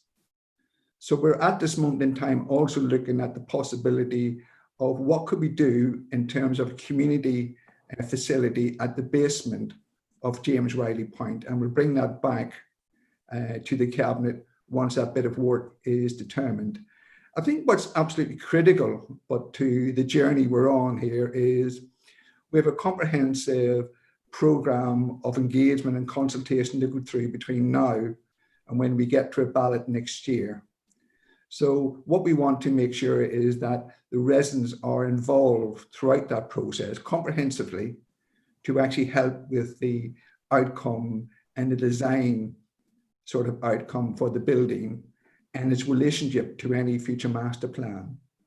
So I said, as a starters, very positive, very encouraging, but there's more work to do. And we want to make sure that the residents' sort of fingerprints are all over what we come out with in terms of a final design. So happy to take questions to that, Mayor. Thank you very much. Right, okay, before I do on that, Darren, is there anything that you'd like to add, specifically in relation to the additional update that I provided about the news that we got this evening around health and safety issues? Yeah, just to confirm that as part of managing the blocks on an ongoing basis, there's still 29 people living in those blocks, so we've got responsibility to keep them safe. So we have periodic inspections being carried out of the block. One was carried out yesterday that highlighted some concerns with regard to fire protection.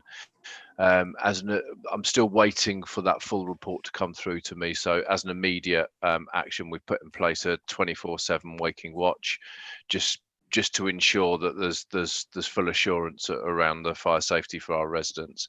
And as I get the full report, then I'll know whether that's enough or more than we need on what works are needed. Right, thank you very much. John, as this is really significant in relation to the housing revenue account, any additional comments that you would like to make?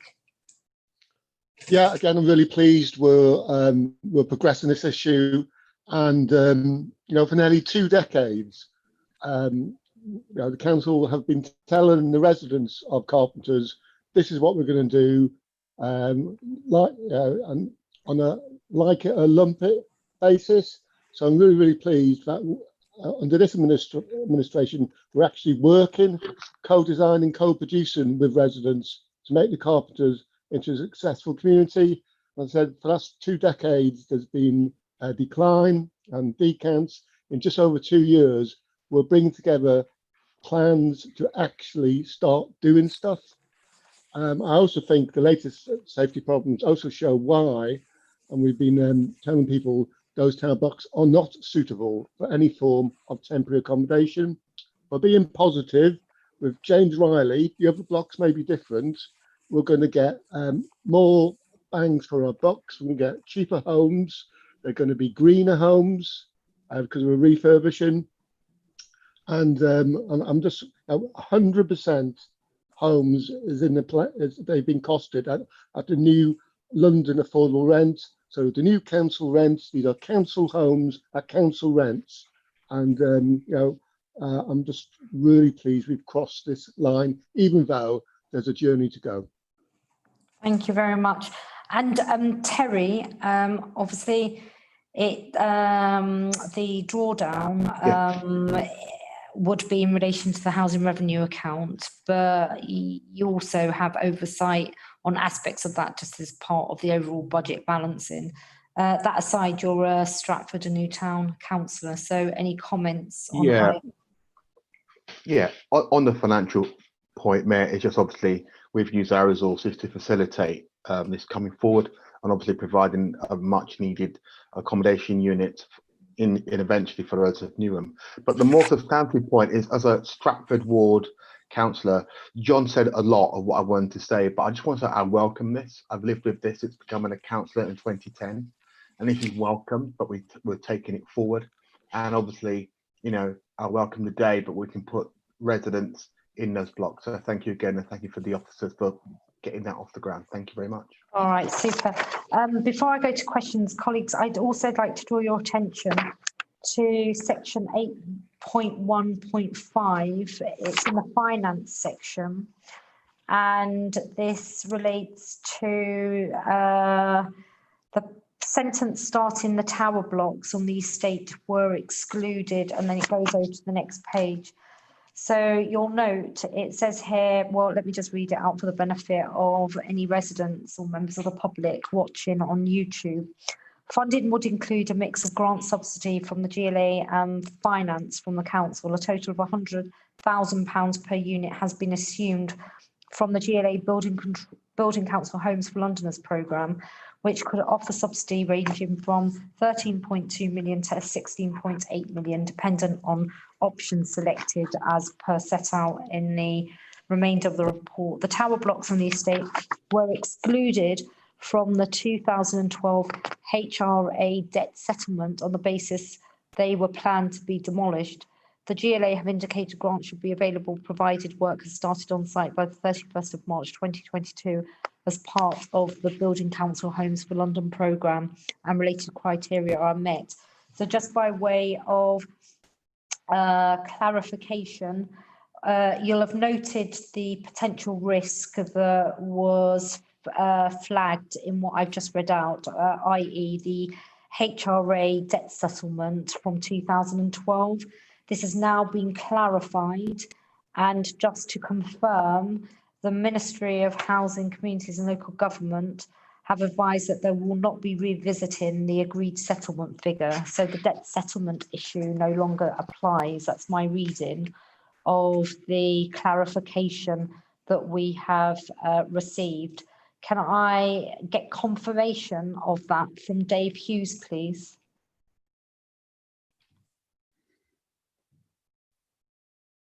I can confirm, Okay, Mayor, that yes. that is that MHCLG have said that. All right. Yes. Thank you very much. That's a relief. Well done to all the officers involved in that. Right. So I'm going to call look round for questions. Any questions, colleagues? Right. Charlene McLean. Yeah, no, it's not a question, it's more of a comment really. So as a former councillor of Stratford and Newtown, I share Terry's pain, and somebody who is very familiar with the area, having gone to school there and, being around there most of my life. It is just so amazing that we've finally got to this point that you know, the residents fought so hard to try to convince the previous administration that, you know, there was viability in the tower blocks, they could be, you know, refurbished, but the story still continued that these what was it, concrete eating ants had made it structurally unsound. So I'm glad that we've managed to do a proper viability assessment and realise that actually it's not. So I'm looking forward to it. So well done, well done. All right, thank you very much. Unless there are any other questions I can't see, I'm going to suggest that we move straight on to recommendations on big page number 204. So just to read out for the purposes and benefit of Newham residents and public watching via YouTube, for the reasons set out in this report, Cabinet is recommended to note 2.1.1 progress of the Towers review and the proposed progression of the project to work up a detailed scheme design in readiness for submission to planning following engagement and involvement of residents. So can I ask that Cabinet members are agreeable to noting? So Councillor John Gray. With pleasure, agreed. Councillor Charlie McLean. Very much so, agreed. Councillor Zulfikar Ali. Agreed. Councillor James Beckles. Agreed. Councillor Terry Paul. Agreed. Councillor Sarah Ruiz. Agreed. Councillor James Asser. Agreed. Mayor Roxana Fiaz, agreed. Right, thank you very much and well done once again, colleagues involved. Now we're going to be moving over to agenda item 11. Please, Cabinet colleagues and members of the executive that are going to be participating in discussions on this Cabinet paper, please note that there are exempt appendices for this item. And if you do want to query any sections of those exempt appendices, we're going to need to exclude the press and public, and streaming on YouTube will be suspended. So in essence, as you are all aware, or you certainly should be by now, we're all about housing, housing, housing and addressing the housing crisis. We've got a huge mountain to climb because of the catastrophe that has been created by government's inadequate response to the housing crisis in the capital. But we are reversing it. We have revised our intentions and the focus of what was formerly known Red Door Ventures to Popolo Living, and this paper sets out an additional piece of our housing delivery journey and story.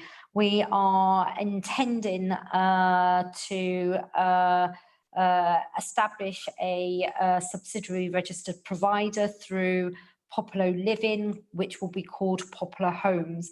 And this Cabinet paper essentially seeks 3 principal approvals related to the affordable homes being developed by Popolo Living, which, as you all know, is our wholly owned housing development company. And it's integral in terms of delivering the manifesto pledge relating to 1,000 new homes at social rent levels. So the first major approval sought is a council loan and grant funding to Popolo Living subsidiary registered provider Popolo Homes to fund the purchase of the 118 Didsbury package affordable homes from Popolo Living. So that's 118 homes for Newham residents from the development site over at Didsbury in East Ham. Secondly, the first 4 Didsbury package affordable housing sites are scheduled to complete by December 2020. And under GLA grant rules, the properties have to be let to a registered provider. Popolo Homes registration with the regulator of social housing is being well progressed. However, it is not certain that the process will be concluded by the time the first properties are completed. So in order to ensure that the properties are let when available for occupation, so that's by December of this year, a nice Christmas present for 4 families, we are essentially seeking approval through this paper for the council's housing revenue account to exercise its option to purchase these affordable homes in the event that Popular Homes hasn't been able to conclude its registration process by that time. And then the third approval being sought from this cabinet paper is for short-term development loan from the council to Popular Living for the Didsbury and Plaistow package sites. This loan is equivalent to the GLA grant funding already received by the council and will enable Popular Living to complete the development of affordable homes in circumstances where they are unable to access this funding from Popular Homes, either due to a delay in the registration process or the GLA not allowing the transfer of grant from the council before practical completion of the dwellings. So I trust that is clear. There are three aspects of this paper, really significant, all about driving forward and progressing with a really important part of what we're about here in this administration. I'm going to be inviting officers to contribute, and then any further comments by Councillor John Gray and Councillor Telly Paul, who I've been working with on this cabinet report, if that's okay. So Dave. Nothing more to add, Mayor, than to say that obviously we've got real velocity now on the delivery of homes through Populo. So this just reflects the fact that we need to put this funding loans in place because we're actually on site. Obviously, for the benefit of any members of the public watching, just to remind everyone that that Populo is a wholly owned housing development company by the council. So effectively, when we talk about loans, we are putting loans internal to our own structure. We've actually got Jim McKinnon on the line, who is the client officer for Populo. Jim, do you want to add anything? I think I just add that it's quite a complicated paper because there's three threads to it, but the common thread running through it is one of timing. Establishing Populo Living's subsidiary registered provider was approved at February Cabinet, at which time registration was anticipated in March. Whilst the process is well advanced, it cannot be guaranteed that registration will occur before the first affordable homes will be available for letting.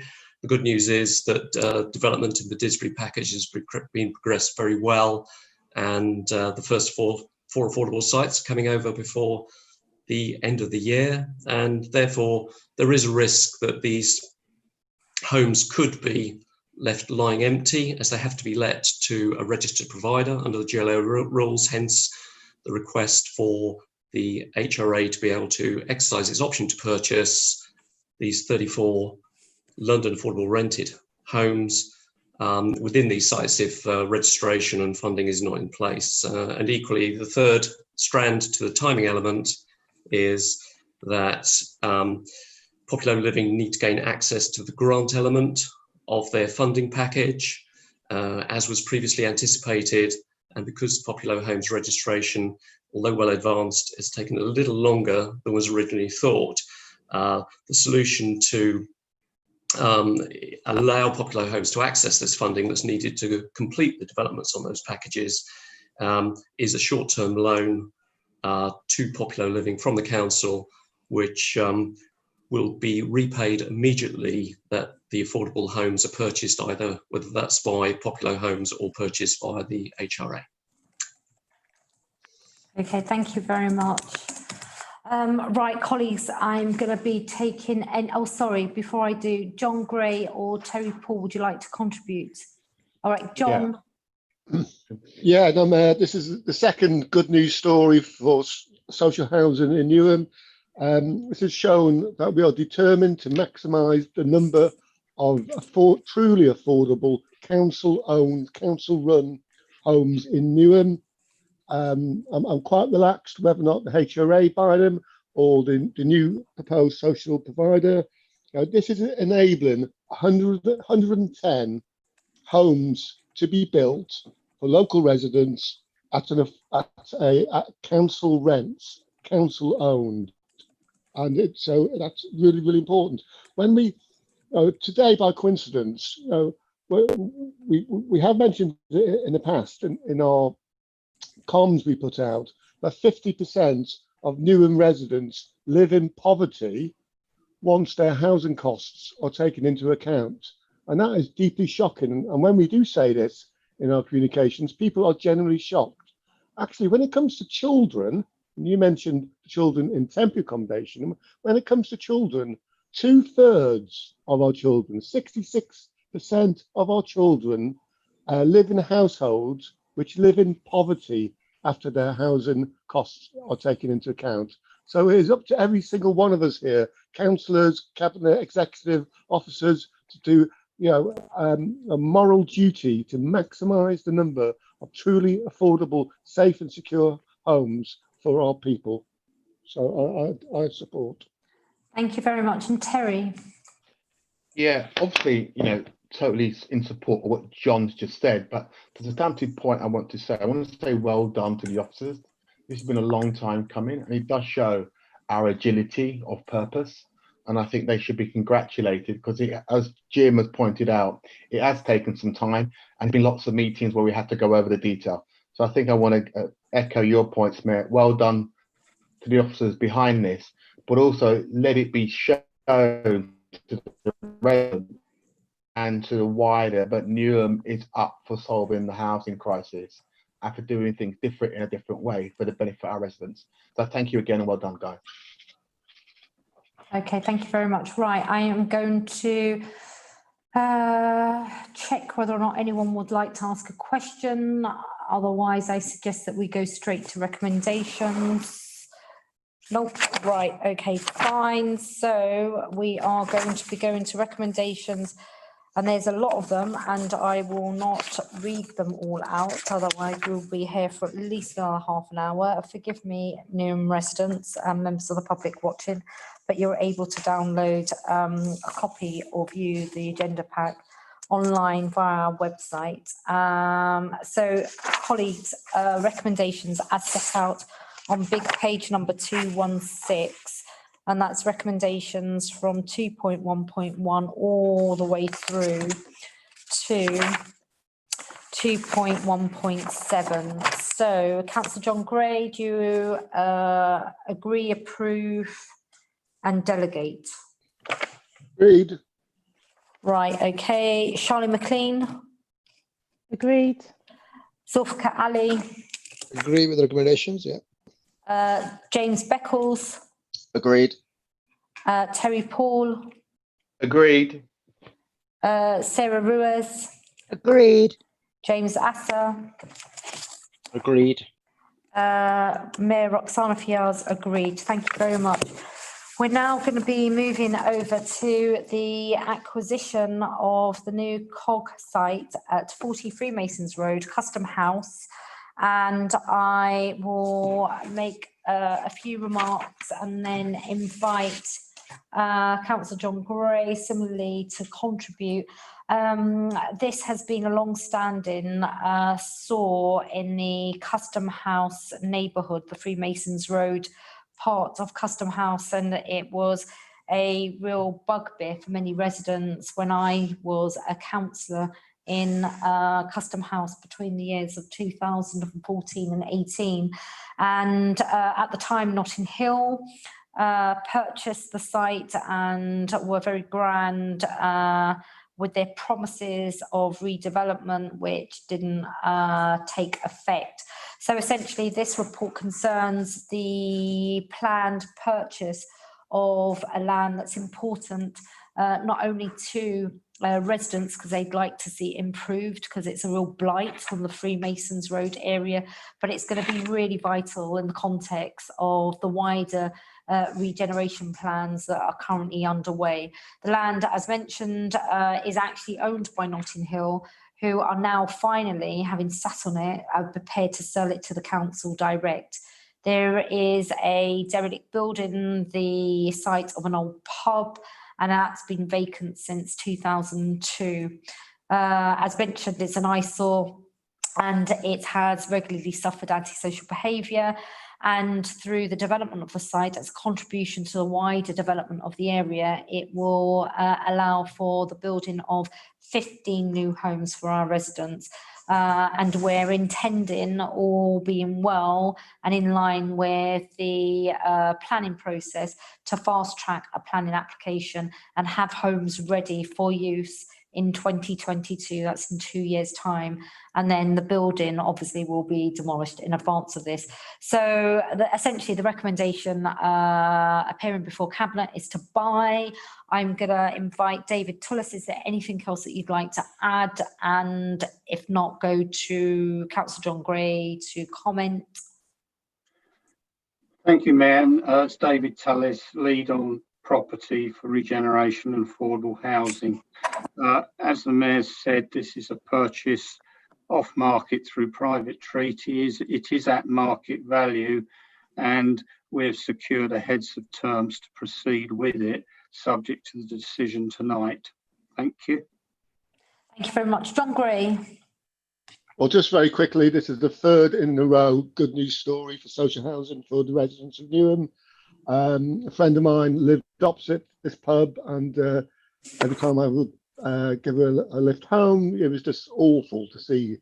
It's a real blight on the environment, so it's good we can do something, provide more homes, and he said it's good news. You know, and just to stress again, that's part of our means to tackle the housing crisis, as Councillor Paul said. We're going to spend up to £110 million on the acquisitions programme. So, you know, the message out there, if people have got land or disused buildings, you know, we'll be interested in buying it at a proper price and building homes. Okay, thank you very much. Right, any questions? Right, okay, I've got Councillor Sarah Ruiz. Question? Not a question, just I'm absolutely delighted that we are doing this. It has been an absolute blight on Freemasons Road, and I would go as far as to say I think Notting Hill Housing should be ashamed of themselves for allowing it to go into such disrepair when they had such promising plans for it. And I think that they're lucky they've got 110,000 or whatever, how much it is we've given them. It's exempt, Sarah. Shh. Oh, sorry. All right. Okay, thank you very much. And we will now move to recommendations, which is Councillor Asser. Sorry. Councillor Asser wants to join us. Right, sorry, is that Councillor Asser would like to ask a question? It was just Right. a brief comment, if that's okay, Mayor. Okay, fine. We're at 8:08. I will be very quick. Sarah's actually covered what I was going to say. I was just going to say there's been a huge, as one of the local councils for that part of the borough, has been a huge blight, and its location has caused, you know, real issues for local residents. So this is an important step forward in our regen plans. Okay, thank you very much. Now we're going to go to the recommendations set out, big page number 238. So that's reasons set out on the report. Cabinet is recommended to agree. 2.1, the purchase of the new COG site, 40 Freemasons Road, custom house for the price on the terms set out in exempt Appendix 3. 2.2, to delegate authority to the Corporate Director of Inclusive Economy and Housing in consultation with the Mayor to take all necessary steps to negotiate and complete the transaction. Can I just add an amendment to that recommendation, please?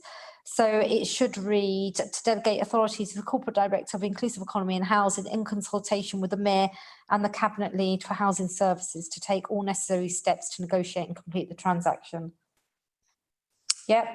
Right, so I am going to be asking Councillor John Gray, do you agree of that?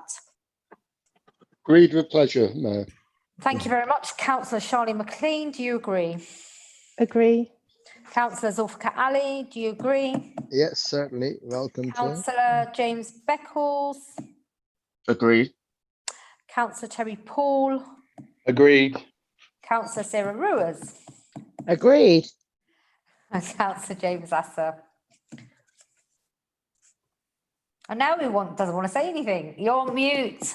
I'm sorry, I couldn't get it unmuted then. Very much agreed. Sorry about that. Good, it's all right. And Mayor Roxana Fiars emphatically agree. Okay, thank you very much. Right, now we're going to be moving on to Item 13, this is about the co-op. And in case you didn't know, I am a Labour Party and cooperative mayor, but that didn't inform this recommendation. And this is agenda item 13. And this is co-op Galleons Point, Atlantis Avenue, and I am going to be passing this over to Terry Paul, Councillor Terry Paul, and this relates to an acquisition of this property. Over to you. Thank you, Mayor. This is the report before Cabinet is to request approval for funding and acquisition of the convenience store, said co-op at Galleons Reach. And the key thing, it does meet our objectives of reducing the annual budget deficit of the council. It obviously supports community wealth building through 20 job opportunities with dedicated London living wage, and it does facilitate the in-borough development and regeneration in affected area.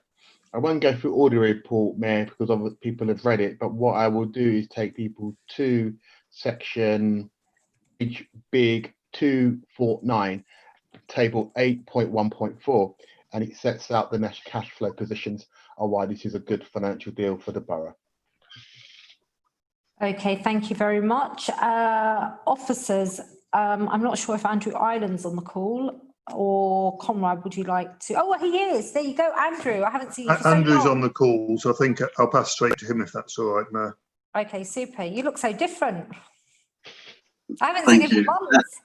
Right. Sorry, Thank you, Councillor. That we're all live on YouTube.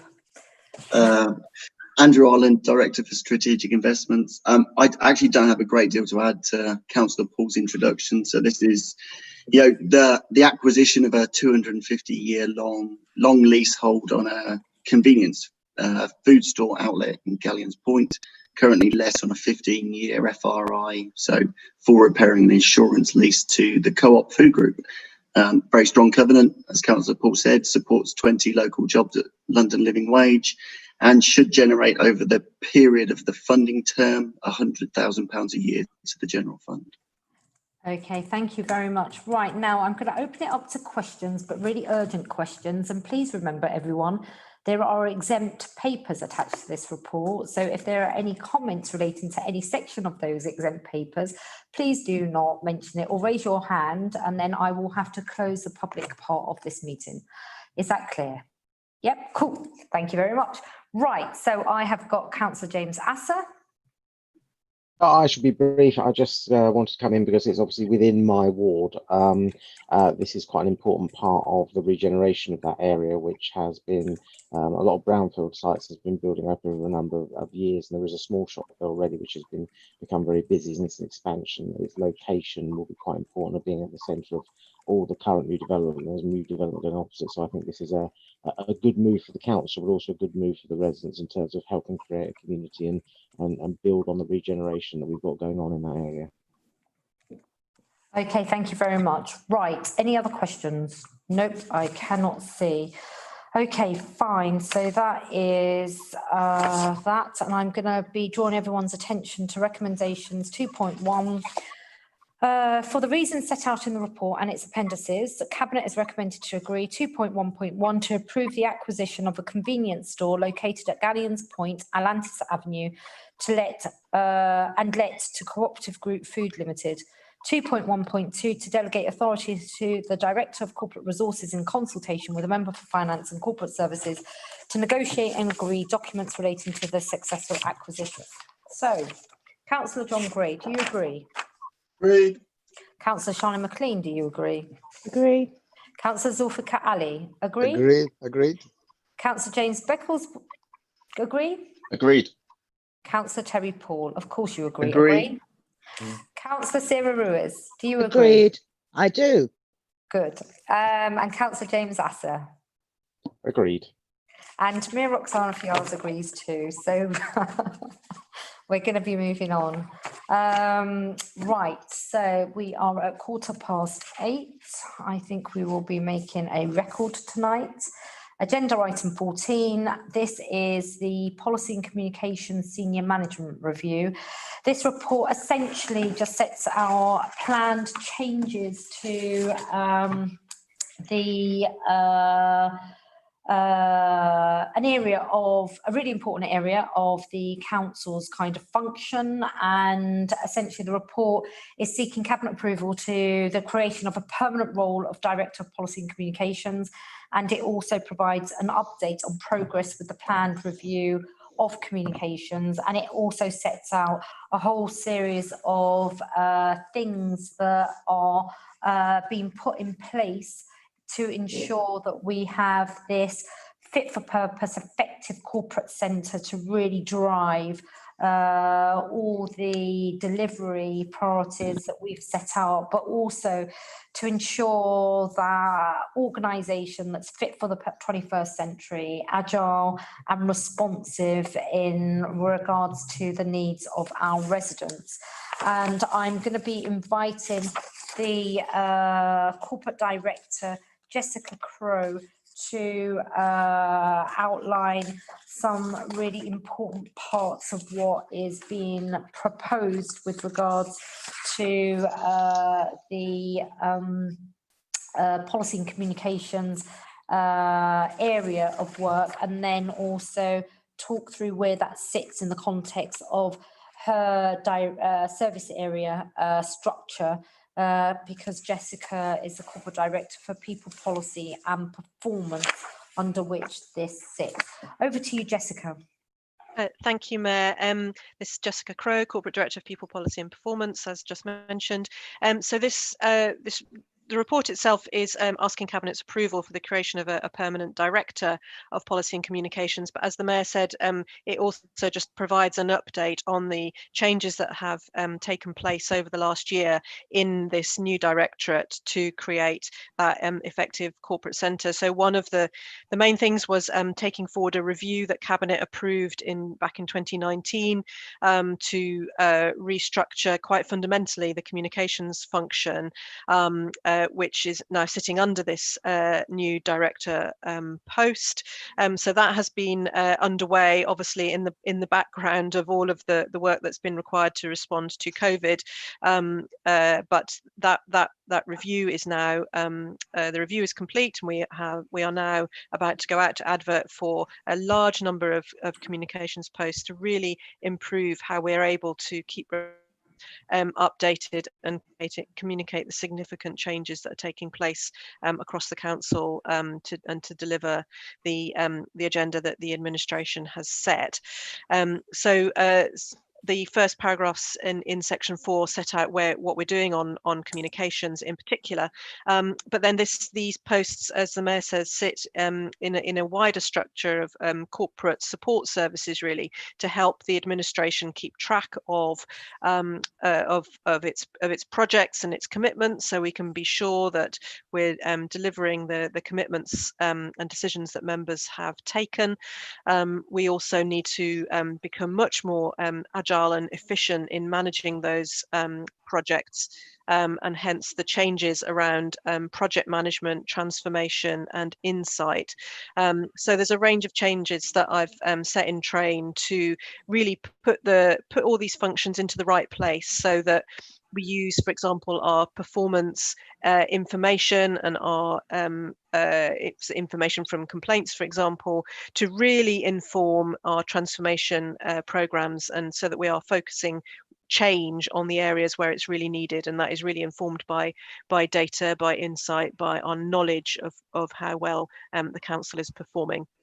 So those are the sort of highlights of the changes, and the diagram at 4.3 sets out how all of these functions sit together around that corporate centre, led by the Mayor and Chief Exec and the Cabinet and CMT, to really properly manage the organisation and make sure there is grip and delivery of key decisions that members have made. And that I think supports, as the report then sort of concludes by saying, some of these wider significant recommendations around, on the one hand, our outward facing work around democracy and civic participation, and internally our approach to good governance recommended by the Internal Controls Commission. So all of these changes are intended to support those two big planks of the administration's change agenda, and to help members be assured that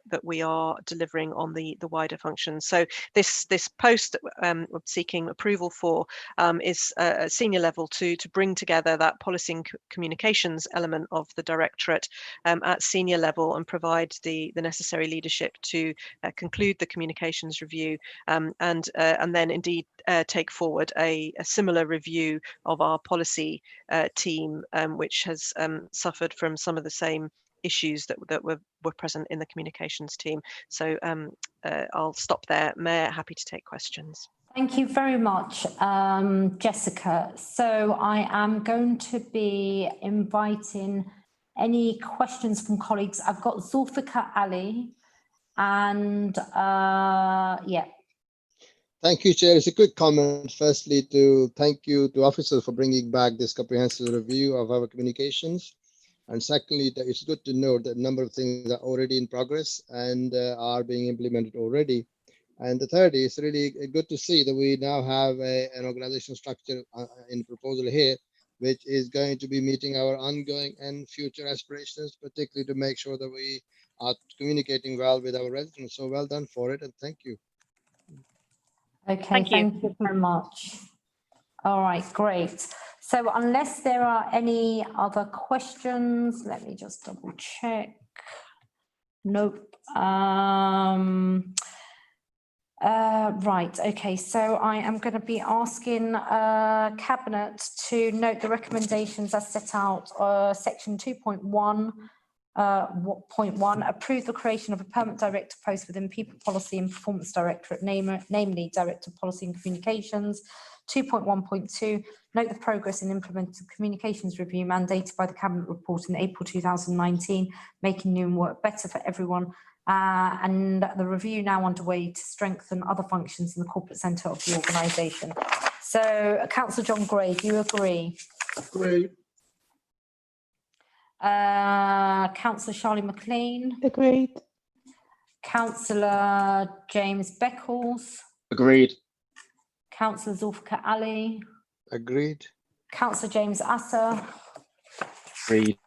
Councillor Sarah Ruiz. Agreed. Councillor Terry Paul. Agreed. Mayor Roxana Fiaz is agreed. So that concludes. Thank you very much.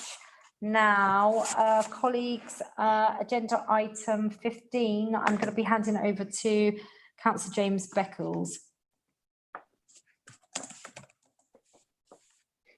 You're handing over to me, actually. Sorry, yeah, James different James.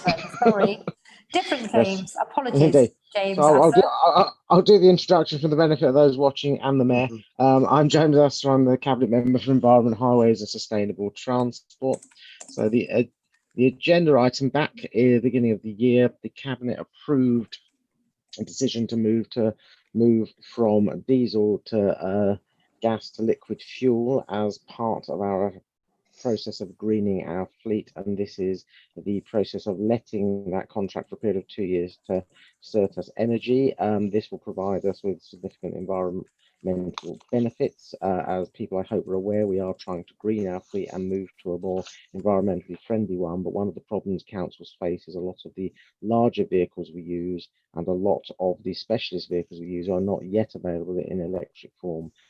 So part of our process is to move away from diesel to something more environmentally friendly. The benefits from this fuel are that it's biodegradable, it can reduce engine noise levels, it's also better for safety and handling and storage, so it does help us move towards a greening of our fleet whilst we're waiting for more electric vehicles to come on the market and we're renewing the fleet process.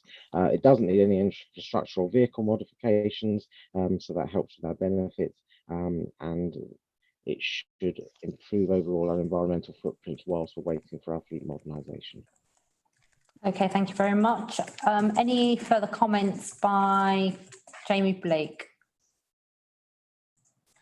Now, the advantages of the fuel are set out in section 3 of the report. Mayor, as Councillor Asser has said, we've been using this type of fuel for the past 6 months. It's worked very well, and this formalises the contracting process for a contract for the next couple of years.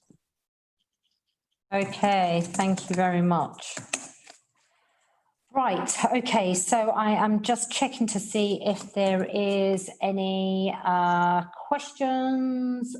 Let me just check. Right, fine. Any questions, colleagues? I've got one question from Councillor Zulfikar Ali. Thank you very much, Mayor. I think it's an excellent step in the right direction to turn our fleets more greener. I just wonder whether we have a kind of, I know James said that the certain type of vehicles are not valuable, but do we actually have a long-term strategy for fleet replacement? Okay. We do. It's actually in the next cabinet report, so I can pick up that as part of the next item. All right, thank you very much. All right, so unless there is any specific questions, any other? Nope. I'm going to suggest that we go to recommendations. 2.1, for the reasons set out in the report, Cabinet is recommended to 2.1.1 approve the award of the call-off contract for the supply of shell gas to liquid GTL/GTL red diesel to fuel the council's fleet vehicles to Certas Energy UK Limited for the period of 2 years commencing the 2nd of November 2020.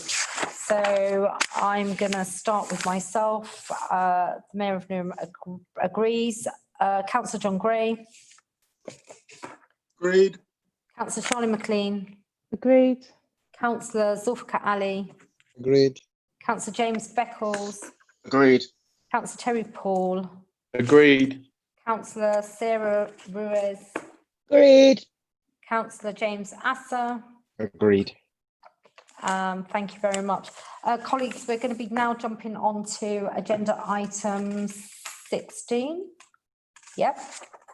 And just before we do, I will be making an update announcement or statement regarding the water situation that's affecting the entire borough. I know that there have been a number of emails that have come through from councillors. They've been contacted by residents, and I will be providing an update shortly, but please be assured that councillors, as part of our business emergency continuity measures, are engaging frequently with Thames Water. As you can imagine, they are trying to contend with the entire east of London apparently being out of water.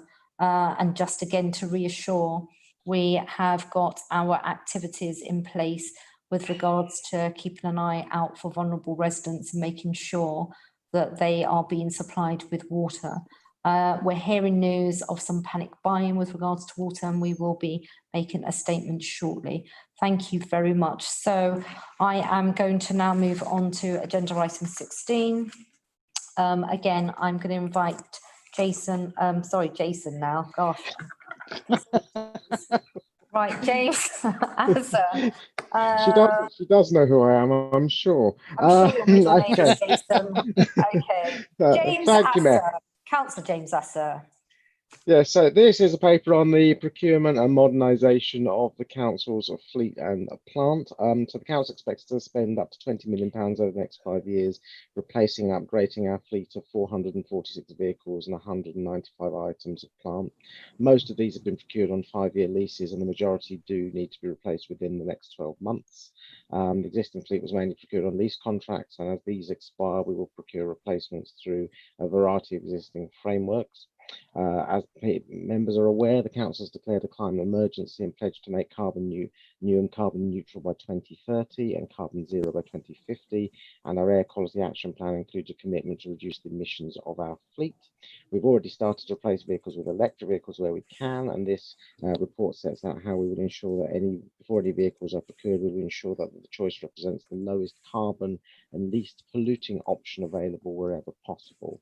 And how we maintain and use our fleet will also be important to its environmental impact, and the report sets out future strategy for green fleet management to ensure that we're maintaining it and using the vehicles in a way that was green as possible, and that includes moving across in the way the bus fleet has to vehicles that cut out to avoid idling.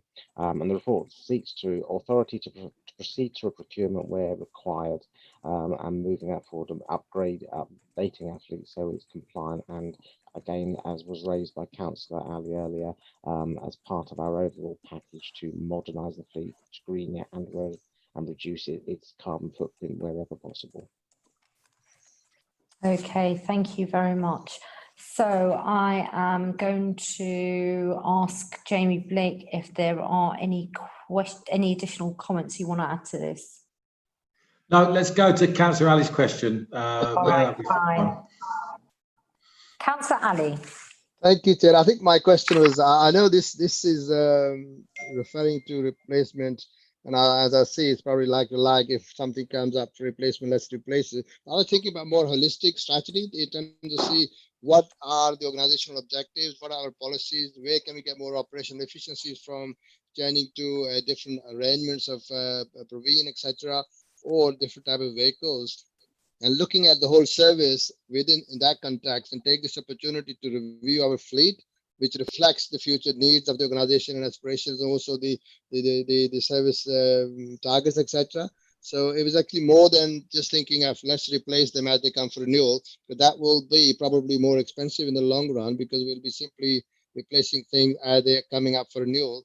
But if we have an holistic approach in terms of what are our future transport needs, etc., and then look at it from the service perspective. Okay. Yeah, we will be picking that up because a part of looking at it will be reviewing how we use it and where we can use pooled vehicles and what vehicles we need to use. Part of the climate emergency motion was about a green audit, and that will be featured as part of this, so that we'll be auditing the fleet, and so that aspect of it will be part of that green audit. It's clearly where we can make changes in terms of the types of vehicles we've got, but also how we use vehicles, the numbers we've got can feature into that. So that element will definitely be picked up. Okay, fine. Thank you very much for that. So are there any other questions? Are you satisfied with that response, Councillor Zulfikar Ali? That's fine, Chair. Thank you. Thank you very much. Right, I cannot see any other questions, so I am going to be moving to the recommendations as set out on page big number 272. For the reasons set out in the report, Cabinet is recommended to 2.1.1, approve the procurement of vehicles over the next 5 years up to a value of £20 million. 2.1.2, approve the development of a new green fleet management strategy to guide future decision making on fleet and transport choices for delivering council services. 2.1.3, note that the award of contracts for replacement vehicles of less than £1 million per supplier will be under existing delegation to the Corporate Director for Environment and Sustainable Transport. So, as the Mayor of Newham, I agree. Councillor James Asser, do you agree? I do agree. Councillor Sarah Ruiz, do you agree? I do. Councillor Terry Paul, do you agree? Agree.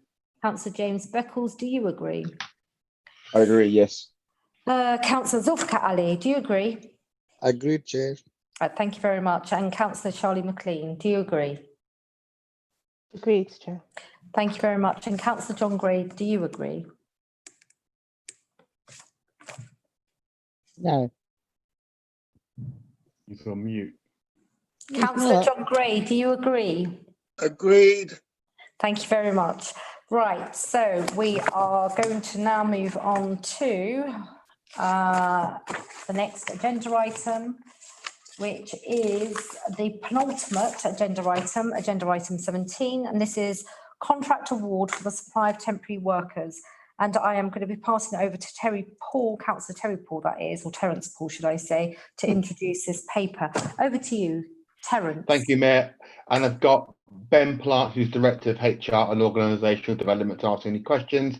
At its simplest, this is for a contract award for supply of temporary workers, and this is for Cabinet's approval to move it to Matrix. Good news story, there's an estimated savings of between £100,000 to £500,000 per annum, and this will obviously help to improve our financial situation across the organisation. There you go, Mayor. Thank you. Right. Any additional comments by Ben Plant? No, I think Councillor Paul covered it all, so happy to take any questions. Thank you very much. Right, so any questions, colleagues?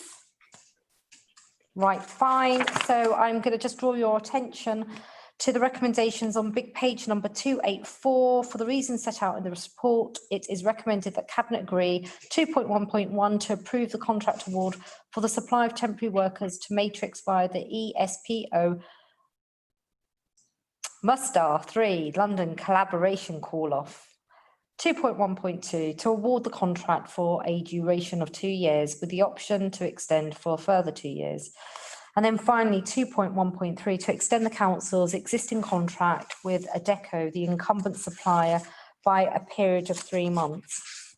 So as Mayor Roxana Fiaz, I agree. Councillor James Beckles. Agreed. Brilliant. Councillor Zulfikar Ali, do you agree? Agreed. Councillor Terry Paul, do you agree? Agreed.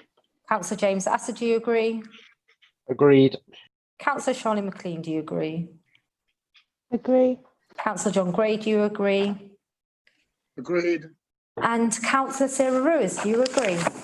I do. Thank you very much. Right, now we are coming up to the final paper in the agenda pack. And this is agenda item 18, and this is procurement of municipal insurance cover.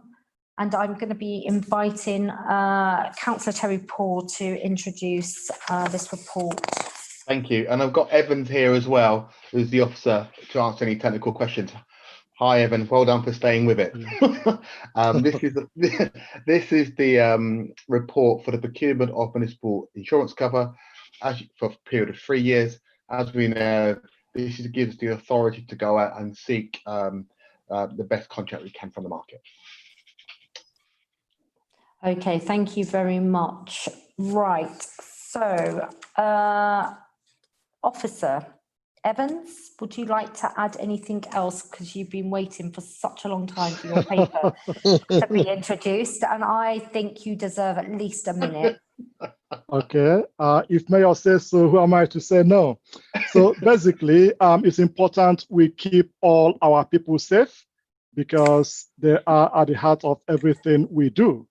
And part of that vision is to ensure that we retain the risks we need to retain, we transfer what we need to transfer competently and efficiently, so that should the unexpected happen, we know we've got broad shoulders to carry those risks. And this is what this paper is about. Thank you. You've still got 30 seconds left now. Right, okay. I'll use them for questions. Okay, thank you very much. Right, any questions, colleagues? No.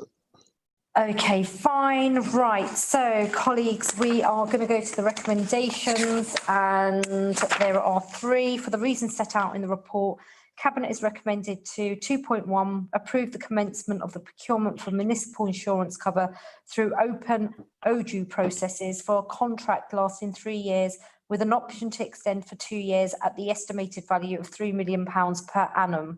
2.2, delegate to the Corporate Director of Resources in consultation with a Cabinet Member of Finance and Corporate Services to consider the outcome of the OJU tender process and the award of contracts arising to the most economically advantageous bidders for the various lots. And 2.3, finally, extend the current contracts for 4 months to the 31st of March 2021. So, as the Mayor of Newham, I agree. Councillor John Gray, do you agree? Agreed. Charlie McLean, do you agree? Yep, Councillor Charlie McLean agrees. Thank you very much. Councillor Zulfikar Ali, do you agree?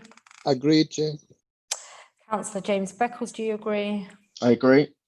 Terence Paul, do you agree? Who is Agreed. a councillor? Sarah Ruiz, councillor, do you agree? I agree. Councillor James Asser, do you agree? I agree. Thank you very much. Right, before we formally conclude tonight's Cabinet meeting, I'm going to be asking our Corporate Director, the Commissioner for Children and Young People, and also the Corporate Director for Brighter Futures Directorate, who's operating as Gold Command today, or this week, to provide an update for all of Cabinet and all of members of the public and Newham residents watching this Cabinet session with regards to the Thames Water position as we understand it. I know that there is a real concern on parts of councillors, and I've just provided them a quick update with regards to what is happening. I know that the communications team are preparing some updates to go out, but if you could kindly give us an update live so that everyone is appraised. Thank you, Mayor. So as the Mayor has outlined, since earlier this afternoon, we were advised about a water outage across the entire borough. At this stage, still, it is unclear as to the location, the exact location of what has caused this water shortage and outage. But I understand, and we have directly spoken now to Thames Water, that they are still working on identifying the exact location to give us a better idea of how long it's going to take to be able to reinstate the situation that our residents can get water in their homes. To reassure you, and as the Mayor has said, we are continuously trying to put information out onto our website so that residents can access that and can understand any updates as they happen. We also want to reassure you that we are able to provide bottled water to our vulnerable residents, and on our website we will also be providing a contact number so that if you wish to contact us, you can, and we will be able to have those conversations further with you. I think it's obviously very concerning as we're coming into the night, but I would like to reassure you that officers in the council are doing all that we can to work with our partners, both in the fire service and with Thames Water, to kind of get the situation under hand, and obviously to update you, keep you updated, and also to make sure that wherever possible, we are able to contact you and speak to you if you are concerned in any way, shape or form. I hope that assists, and I'm happy to answer any further questions, Mayor.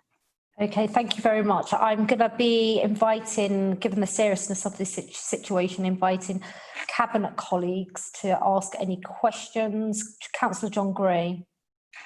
Yeah, thank you, Mayor. Just very quickly, as a plea, people who live in flats and tower blocks, will they please check that they switch off their taps?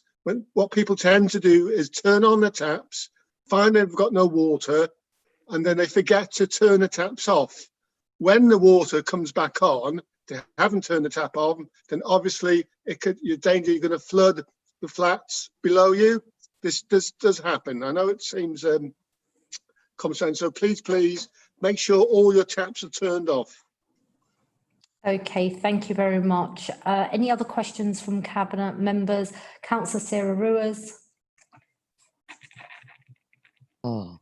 Yes, obviously we don't know how long this is going to last, but several people have raised the issue on various WhatsApp groups about whether the schools will be able to open tomorrow on basic hygiene reasons, really. And I just think that we need to be alert to that. So, you know, that Thames Water saying they don't know where the leak is, like that's sort of like 6 hours ago, you know, I think is pretty poor, but it will have a knock-on effect on schools if it's not, you know. So yeah, just flagging that up, really. So, Geeta, are you able to advise on what information we were provided by Thames Water relating to how long they anticipated this to last, and what, in line with our emergency measures, we would be doing to support schools and other such venues if this situation continues in light of the water critical need? Thank you, Mayor. So again, the Thames Water haven't been able to provide us with any further information about the timeframe. We are working with our Silver colleagues to identify a number of venues. I think schools, of course, is one, but there will be a number of other venues that we need to be thinking through, and we're just going through that process now. And if we need to provide any further support to any of those organisations, we will make sure that that happens throughout this evening or first thing in the morning. All right, thank you very much. Okay, colleagues, I'm just quickly checking if there are any other questions. No, right, okay. The final comment that I just really wanted to make before I conclude today's formal cabinet, and I appreciate it's been a very long cabinet meeting, but you don't criticise democracy and its time. So there've been some questions and queries as to why we have switched from Facebook Live to YouTube, with the misunderstanding that our cabinet meetings wouldn't be live streamed. They are, for the benefit of everyone who may be watching this after today's live event. They very much are live. And the reason why we've decided to do this is because we have been concerned for a considerable period of time to the toxic nature of Facebook as a platform, and the elements of hate and toxic discourse that it promotes and doesn't sufficiently contain. I know that this has been a concern for many colleagues, including colleagues of ours in the council, and it's something that we are taking seriously. We were particularly concerned at the promotion of hate that led to the mobilisation of a boycott over the month of August. It was the campaign hashtag Stop Hate for Profit movement that kicked off over in the States. So we have taken a decision to switch to YouTube, and we continue to welcome comments and statements from any resident with regards to how they feel the council is performing, and if anyone feels or believes that this move from YouTube is an attempt to not be under scrutiny as an administration, I want to disavow you of that thought. We have never been an administration that is a group or a team that shies away from frank and honest conversations. And in fact, we are a political administration and leadership of this council that are ready to put the spotlight on every single aspect of this council as part of our cleaning up agenda that we promised when we stepped into office some 28 months ago. We constantly engage with our residents through our citizen assemblies and through our planned and impending participatory democracy agenda moving forward. And we know that we are working very hard and in collaboration with our residents to ensure that we transform the council so that it's responsive in the way that they rightly should expect. So just really to sum up, we've moved away from Facebook because it has been a forum that has promoted hate, and this use of YouTube is a demonstration and a statement from this administration and this council that we will not tolerate that. So by way of conclusion, I wanted to finally thank all officers and cabinet colleagues and members of the wider executive for your resilience and staying power tonight, for all members of the public, especially our residents in Newham. We will continue to oversee and monitor the water situation, and you can receive updates from our social media platforms as well as the website. And I wish you a safe evening and look forward to you all joining us at next month's Cabinet meeting. Thank you very much.